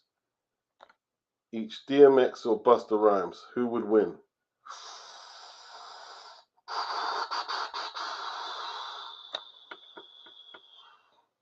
You know something? Before I came and I was listening to DMX slipping, falling, can't get up. DMX was a talent, bro. DMX was a talent, but Busta Rhymes is just like a phenom, bro. I've heard a lot of people, oh, Busta Rhymes can't rap, he's not a lyric. Nah, Busta Rhymes is a creative, he's just a creative energy, isn't it? It's just like he's a rule breaker. He's a rule breaker. He started shouting down the mic. You know what I mean? Just barking down the mic. You know what I mean? But Busta just came out different. Just came out different. If he wanted to, he just rapped totally offbeat. Offbeat. He just didn't care. He was just like, I don't know who would win that one. I think Busta's got the bigger cat. I don't know, but X packed in a lot of albums before he passed away. He went platinum how much times? Like the first two albums in a short proximity of each other.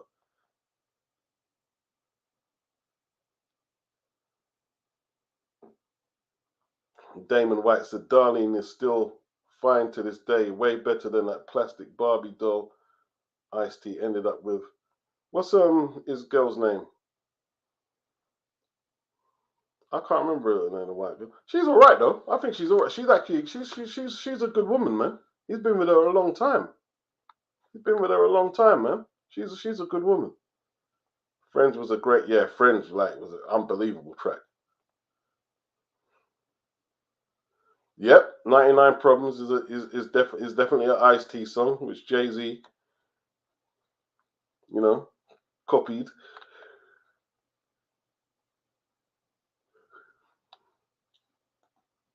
What's wrong with Ice-T's woman?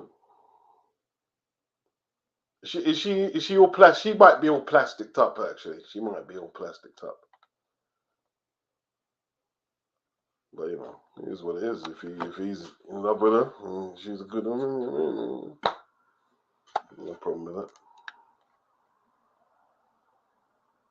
Remember the box, music, television you control. Yeah. I don't think I ever had it though, or used it.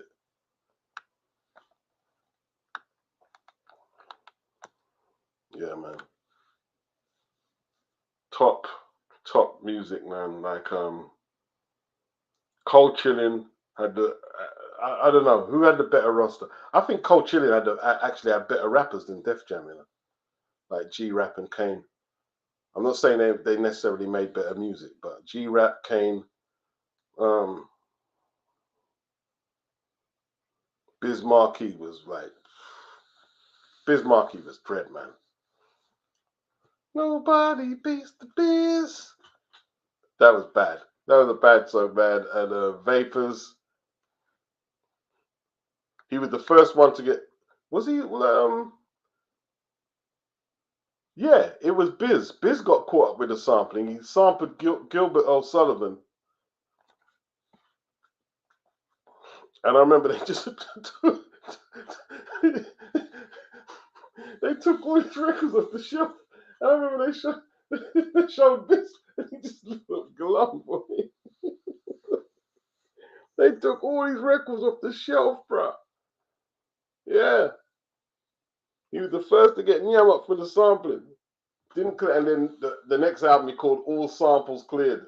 All Samples Cleared. Yeah, they stung him. And De La Soul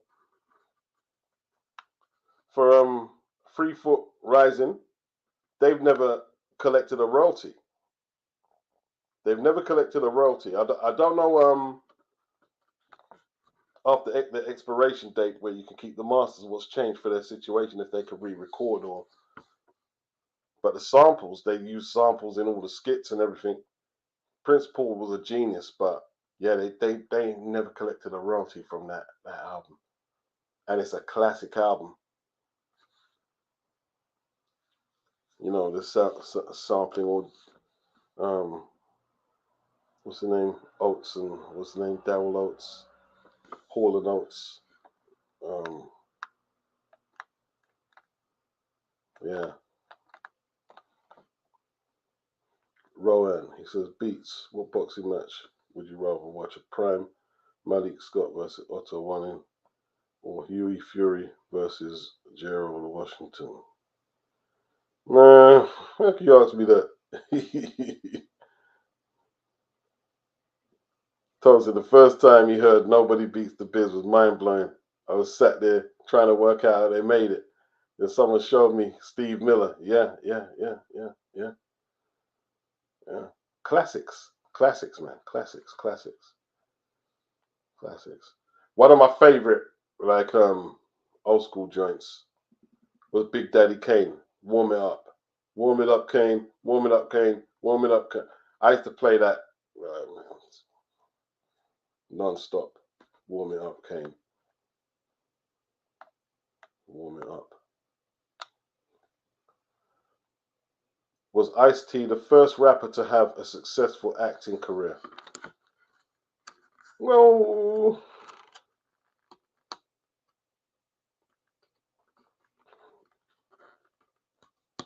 you had Crush Groove, Run DMC, LL had a cameo in that.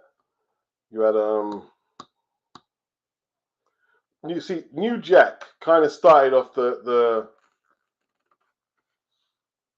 hood films. New Jack City had the soundtrack and everything. It was that film was huge, man, and the soundtrack was huge. Wesley Snipes, Ice-T. Ice Cube, really. I'd say Ice Cube. I think Ice Cube, like maybe, and Tupac, and then Ice-T caught up, and obviously he does. Is it SVU? He does SVU. I like SVU actually. Quite a good program with what's her name, Marita. She was hot, boy. Is it Marita or whatever her name?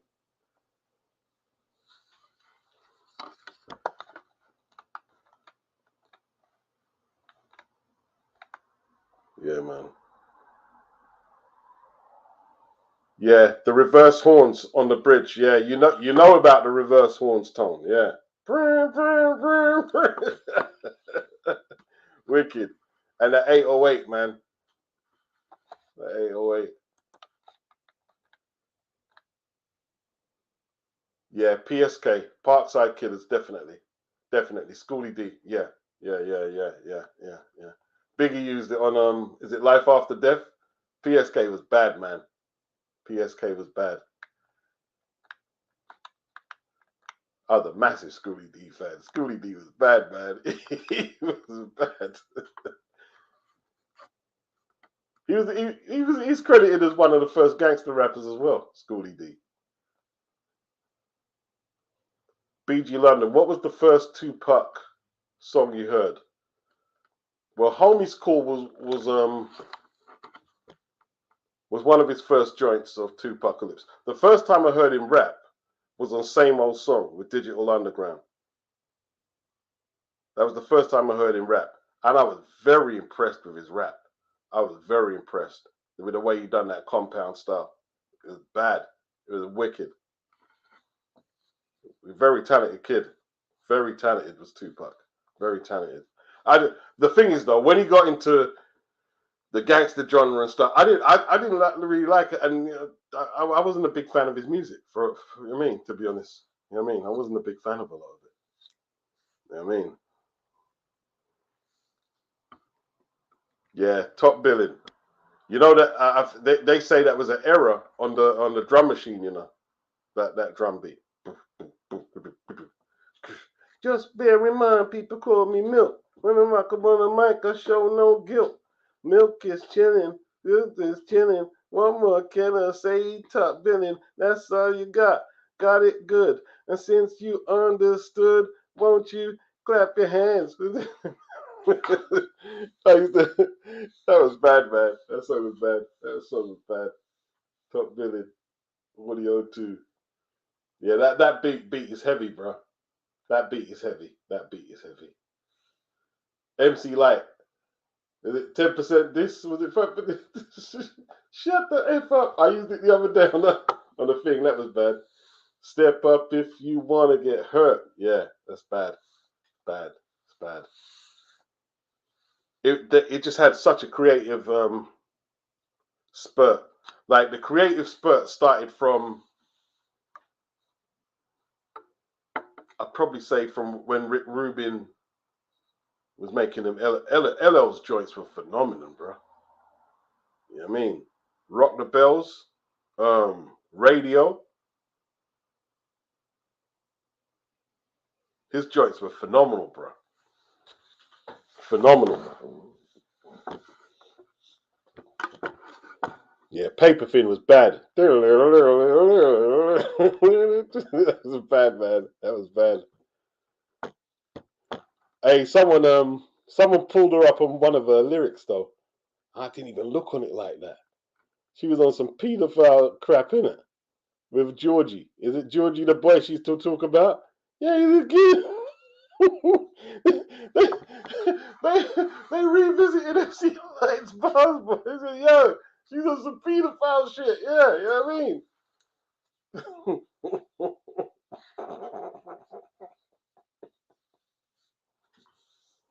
Oh man. Yeah, Milk, he just very like playful. He didn't, you know, he wasn't trying to be, you know what I mean,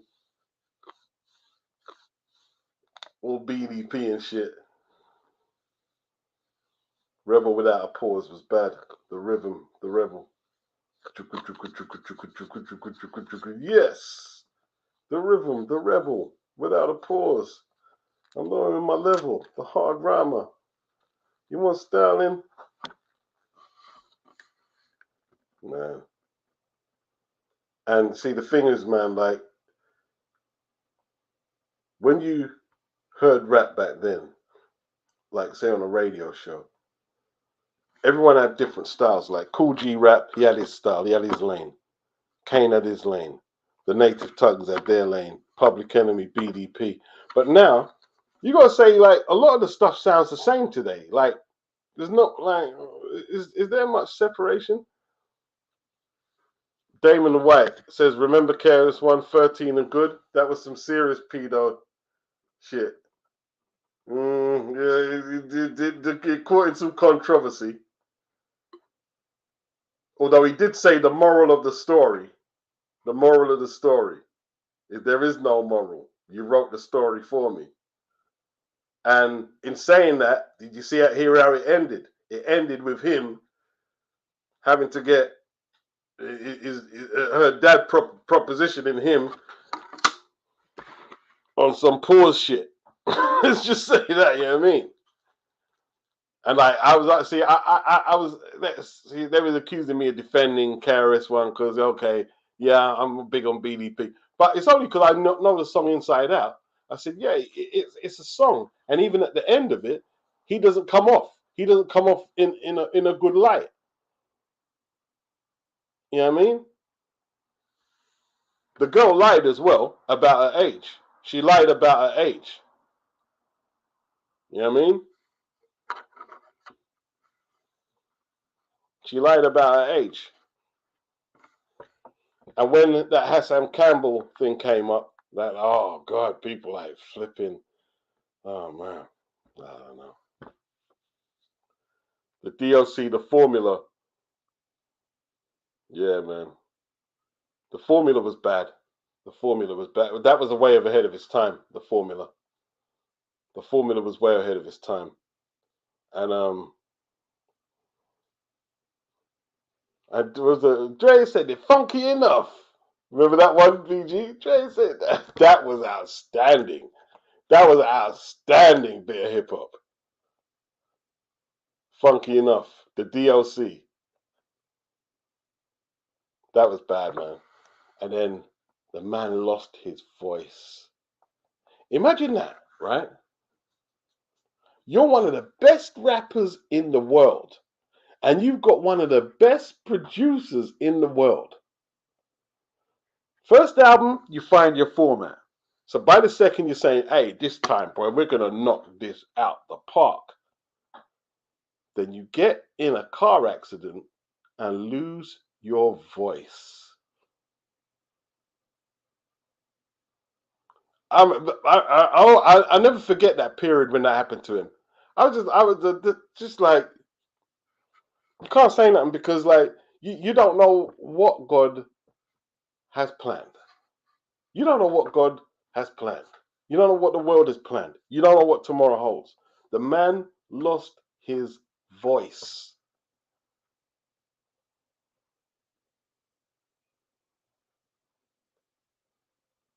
And I remember he tried to record an album after, and he's thinking, "Oh, don't do it, don't, man."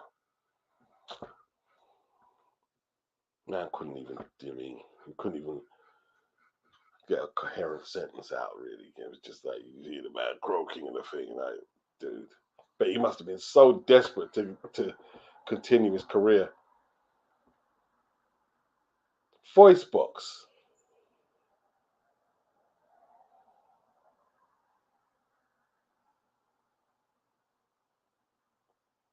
How big would he have been? If like, I hate doing ifs because like you can't really like. Does he? Big up, big up. But how big would he have been? Tony said he remembers going to Rap Attack in West Brompton Way. Heard Saturday Night by Schoolie D for the first time on their set. The beat was so crazy that memory has stuck with me. Rap Attack, boy. Rap Attack was bad, man.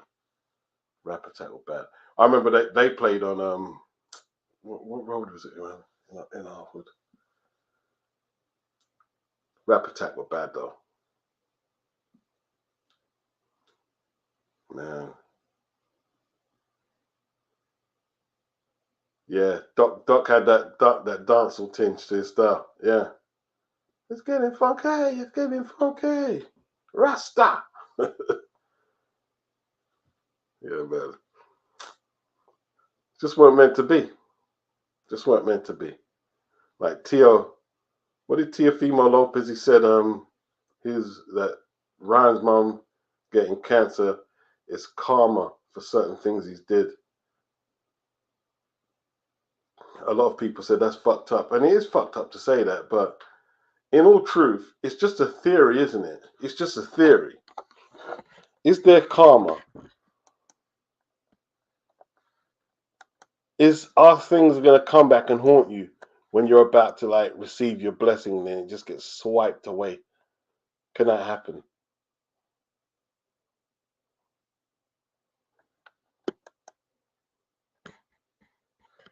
I don't know. I don't know if you're supposed to focus on them things either or dwell on them. I don't know if you should. I don't know. I don't think you should. You probably shouldn't.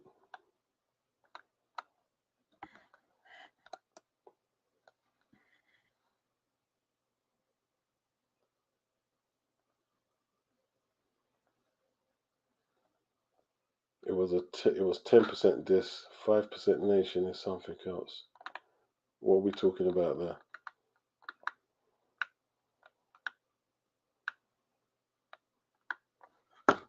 Yeah, man.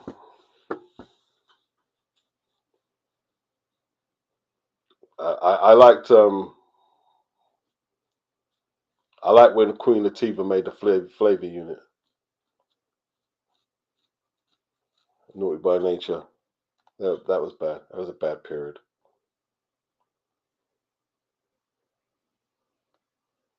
First to let said MC Light and KRS One have all been caught up on some nonce business. I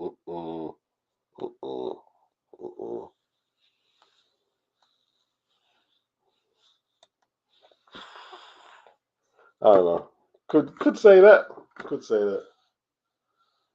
I don't know if Light came with an explanation.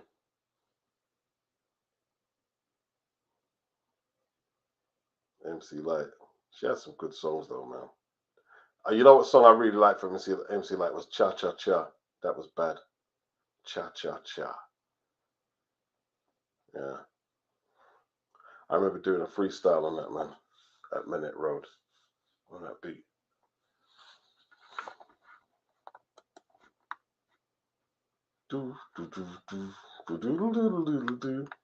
I used to love that song. Kick this one just for me and my DJ. That was just bad, man.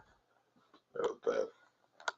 Like, thing with hip hop from the 80s, like when you go from Rick Rubin to Marley Marl using the samplers, the Bomb Squad, Public Enemy, and whoever else was doing their thing, it's like the innovation in using the technique just moves so swiftly. It was like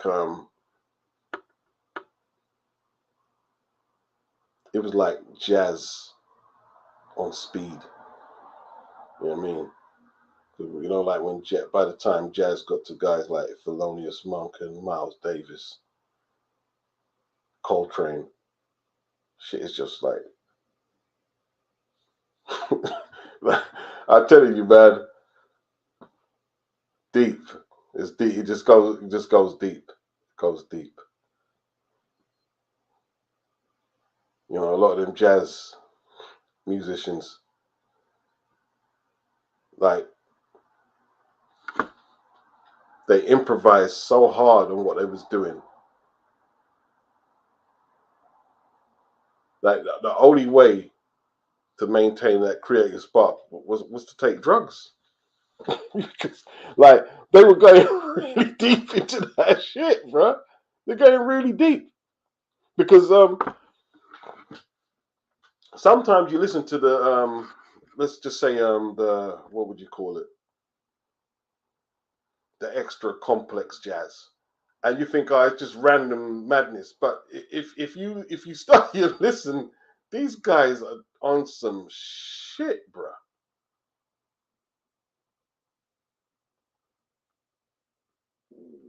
Yeah, drugs. Drugs is the only option now.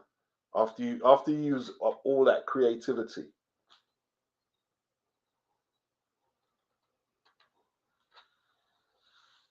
Talented Beats. There's a tune by Flavor Unit, Assassination Squad. There's a version that Westwood used to play on the radio. The beat is something else. 45 King, never officially released. That's interesting. An Assassination Squad tone. That's interesting. Assassination Squad.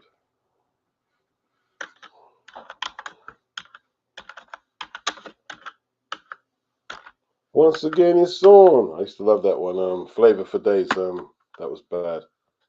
Assassination Squad. Flavor Unit.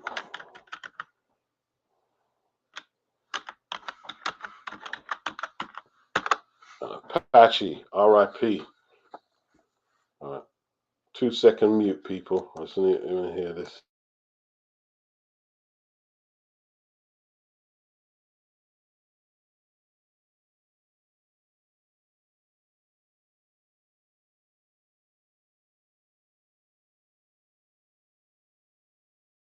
Manure the song torn. Yeah, it's a bad beat still. Hey, 45 Kings are just like, just dope, man. 45 King, Chill Rob G. But I think he done some of his best work with Lakim Shabazz, man. Now, yeah, MC Shy D from New York, bro. Yeah, he's from New York. Yeah, Doc's from Texas. Doc's from Texas. I used to like that song, MC Shady, was it So Damn Tough? That was bad. Yeah, R.I.P. 45 King. Yeah. Assassination Squad, you know. Flipping out. For some reason, your link won't, it won't let me lift the link. Is that a different mix, maybe, you got there? You might have to write the name in tone of what it is. You might have to write the name because it's not allowing me to click into the link.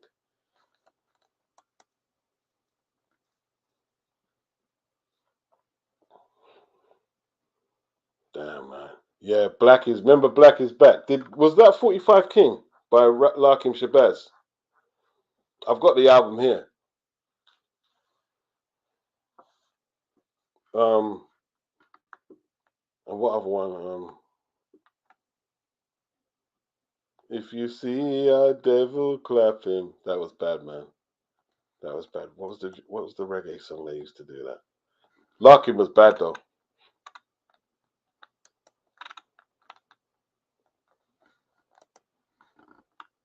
They were all talented, man. 45 King, man. Like Larkin Shabazz. Chill Rob G was just mad talented. Really talented. Arrogant though. Very arrogant guy. A lot of people don't know that. He's very arrogant. Very arrogant. I know that firsthand, but can't really tell a story. Very arrogant dude. But talented. Yeah, Pure Righteousness. Yeah, Pure Righteousness. Yeah. Lock in, bro. And Apache, he was Flavor Unit. Remember it was Apache, Larkin, Shabazz, and Tretch on the first album. What was it called? One motherfucking, two motherfucking free. That was just bad, man. It was bad. That was so bad. But you see, Naughty by Nature, yeah? When they were new style, first album, it weren't good. It wasn't that good at all. And then when they came back with the OPP album, that's weird how that happens, isn't it? It's weird, isn't it? It sounded like two different groups, man. Like the energy, like Tretch's rapping just like improved, like just perfectly for what he was doing. Beats. But you know the OPP beat was done by Tony D from Jersey. I think they stole the beat. Or they might have stole the idea. Yeah. They might have stole the idea. I think that was the catalyst for their sound, was them piano licks. You know what I mean? That Michael Jackson piano lick. OPB was bad, man. It just like caught everywhere, man. Caught everyone off guard. And they dominate. Like, people don't realize, man. Naughty by Nature was a super group, man. It was a super group because they had the signature little piano licks on some of their songs, and their choruses as well. They had melodic choruses, but it weren't like Snoop had melodies, but it was a little different. But very catchy, very catchy. OPP just was huge, man. Just a huge song. Yeah, very innovative, man. And the first album was nothing like as good. And it's the same with Mobb Deep. Like it was the first one. Is it Juvenile Hell? Bloody hell, phone's scaring me. Yeah, but they were just kids when they made that. By the time they got to the Infamous, it's just like, whoa. But Q-Tip produced that. You know what I mean? Q-Tip produced the majority of that.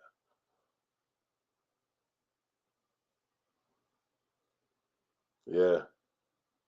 Yeah, that like OPP it had was it Ghetto Bastard was one of the songs.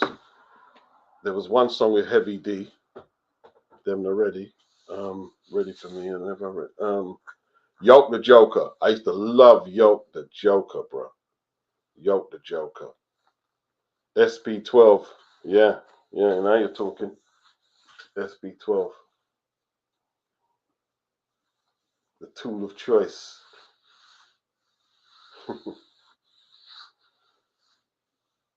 Yeah, man.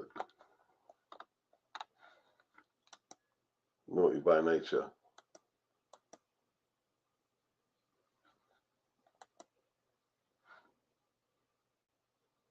I'm looking for this link.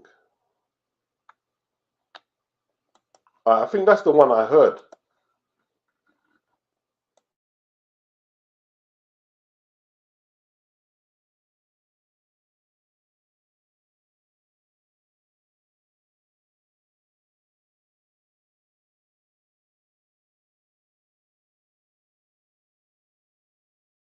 I know the song. They used the same horn on that from the Rhymephologist. I know the song. I know the song. I used to like that. I used to love that song.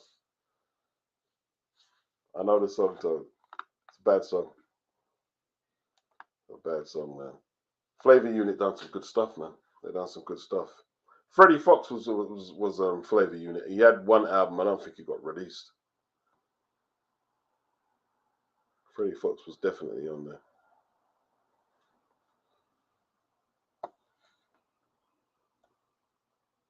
Juice.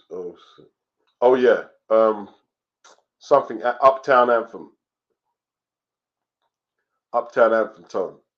You could smoke a spliff on a cliff, but you still don't have high enough to touch. Tupac was in the video. Uptown Anthem was bad. The Juice album was bad, man. Juice album was bad. Juice album was wicked. Film was good, and the soundtrack was better than the film. Soundtrack is better than the film, man. Uptown Anthem was bad, man. Anthem was bad. You can't handle the scandal from an uptown vandal, shooting up your toes, making sandals. Somebody told me that you own me, but ain't willing to hold me. I'll do my dirt all by my lonely. You got a break. Yeah, that was bad, man. And it had the Aaron Hall joint, Don't Be Afraid. That was sick, man. Sick. That was a bad song, man. Don't Be Afraid. That joint there had an EPMD joint. It's Going Down. I think even Prodigy from Mobb Deep was on there. But it wasn't Mobb Deep. He had a verse on one of the songs.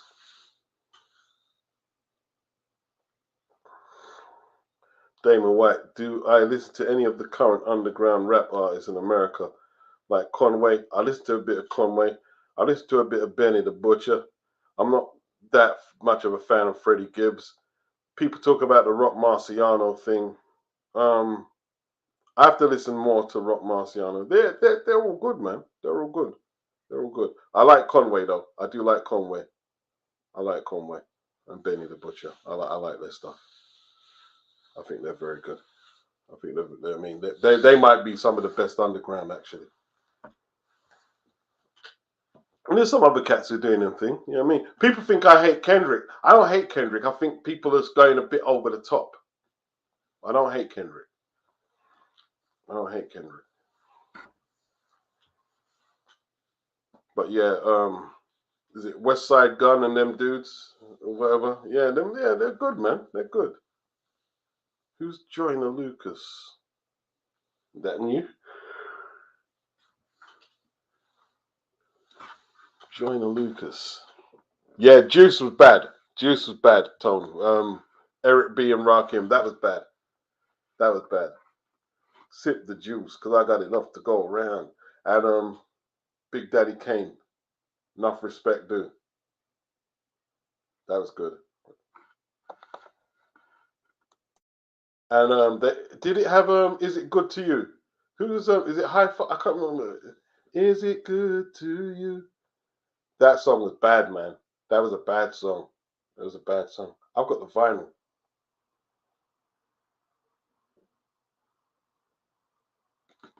Who's Joyner Lucas?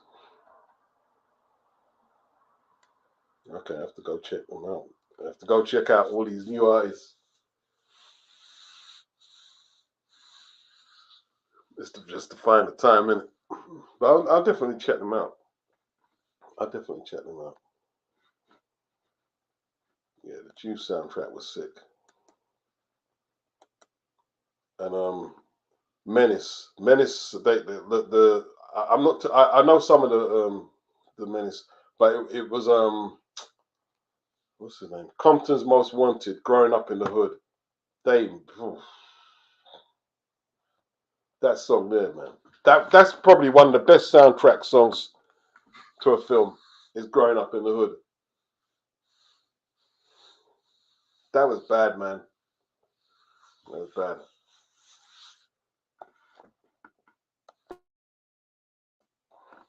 Oh, is that the white guy, Joyner Lucas?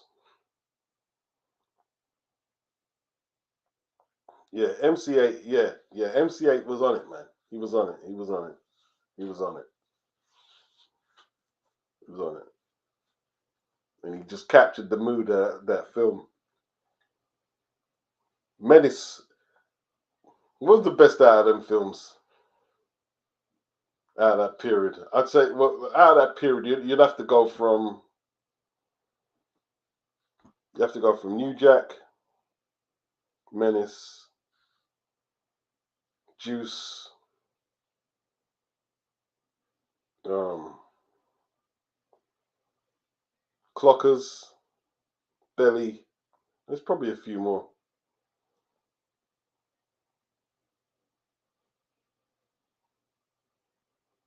Yeah, I'm not too familiar with this Joyner Lucas. I'm not too familiar. I'm not too familiar. I'm not too familiar. I don't know. Yeah, some good soundtracks, man. Like yeah, the Juice soundtrack. It was very good. It was very good. They had a Cypress Hill joint on it as well.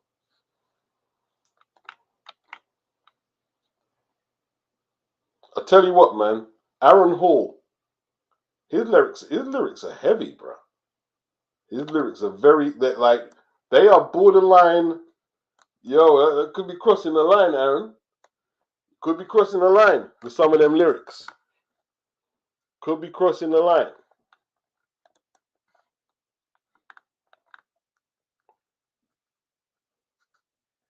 Hmm.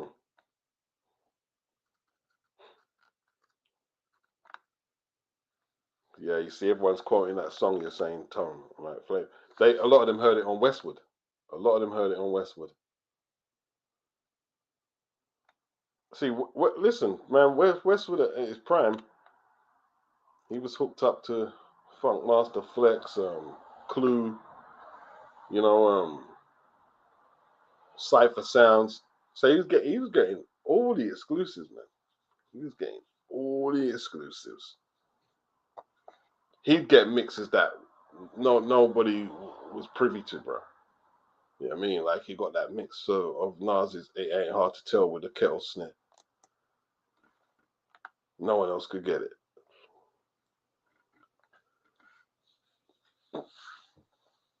Okay. Tone mentioned the rhymefologist, Jamos.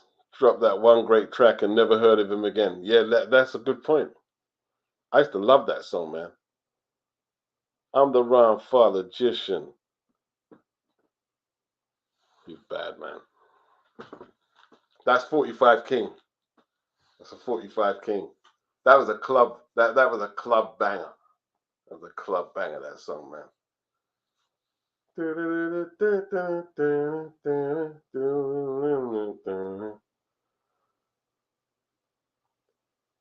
Yeah, I don't remember Boss. Of course, I remember Boss. The first female gangster rapper. Well, she wasn't the first, but she was like Def Jam's first female gangster rapper. Def Jeff produced that. He wrote that album. He wrote that album. You know what I mean? And she I know she passed away, but she got got found out in it because she didn't get to a second album because basically she lived in the suburbs and she ran away from home and was on the road trying to prove that she was some hood girl, and it just got exposed. You know what I mean? A lot of it got exposed, didn't it? You know what I'm saying? She was doing a lot of stuff she didn't need to do just so she could, you know, get her credibility up.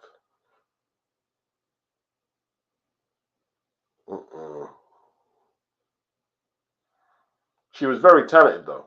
Wherever she was told to rap, I mean, she was very talented. You know what I mean? Yeah, Def Jeff wrote that. Yeah, R.I.P. Big up Jed Carl. Yeah, it was well produced, Tony. It was well produced. It was very well produced. You know what I mean? Definitely. I used to like the deeper song. Obviously, that was the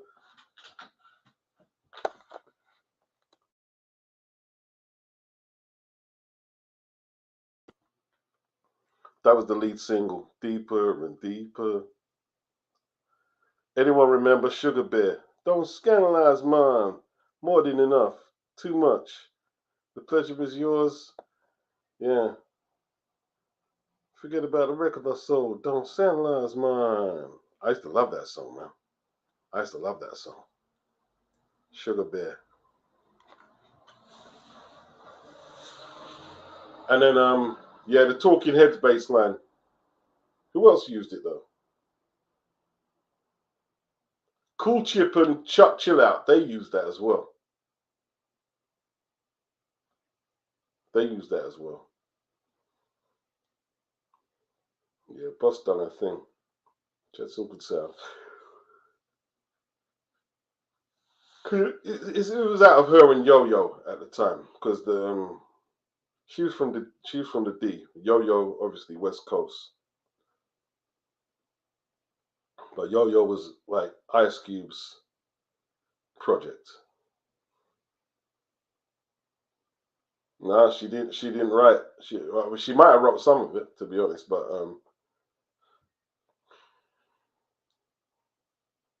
um, Def Jeff wrote the album.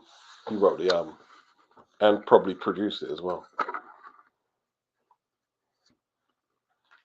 Def Jeff, I mean, like, very good artist in his own right. Chill Rob G used it too. What are we talking about? Oh, from the Tough Crew? He could have done. He could have done. Tough Crew had some beats, man. Because Sugar Bear, like, he had some other tunes, but he had nothing. He had nothing on that level there, like sonically. Like Cool Chip and Chuck Chillette, they did Slave to the Rhythm on that Talking Heads bass line. Slave. That's Grace Jones. Slave to the Rhythm. A talented female rapper was China White, said Jed Carl, but never heard much of her outside that song with Ludacris and the East Siders. She killed that verse, China White. Not familiar. Might have heard it though. Might have heard it.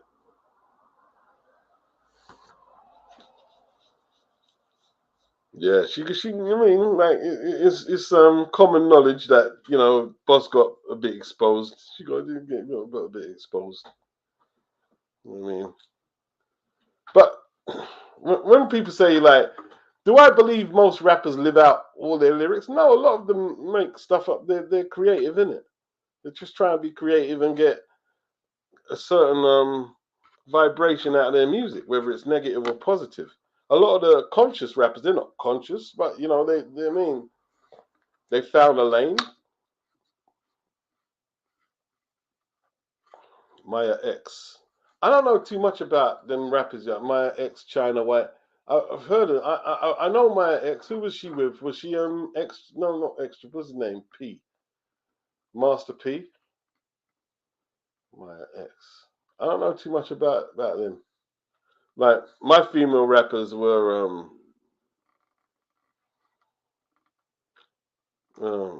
I used to like Rage. I used to like Rage. I think Rage was really good. Raw Digger was good. Um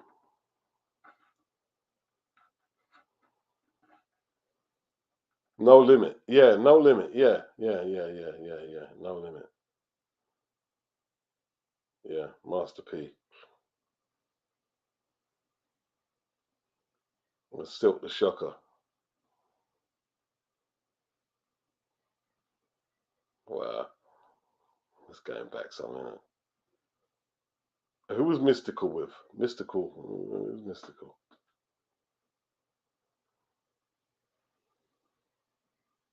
Mystical was mad, bro. I mean, like, them crimes, what was it that? Patra, yeah, Patra was good. Lady Saw, what about Lady Saw, BG?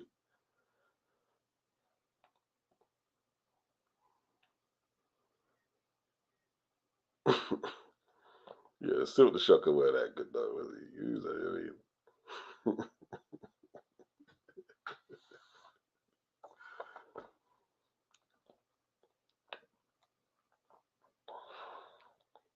I tell you what though, Mystical had some good songs. Was it Danger? And the one he done with Buster and Shake It Fast or whatever it was called. Them songs were good. They were good songs. He just found his stride on how to make hit records. Bahamadia, yeah, she was good. Bahamadia was good. Definitely was good. The female rapper from Diggable Planets. I'm not too sure.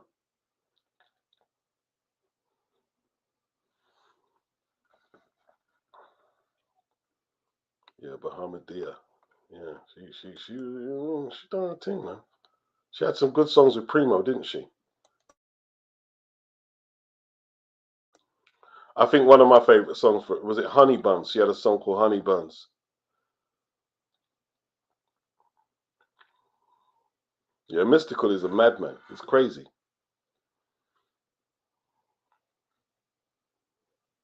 Yeah, yeah, yeah. The Hard Way was bad. Yeah, yeah, yeah. When you get Primo's choice beats, and if you do a good job, then you always have a standout song. You have a standout song. 100%. All right, people. 4 hour stream. I think better end it there, innit? Cut this one short. Hey, man, it's been good, man. It's been good. Big yourselves up. Peace.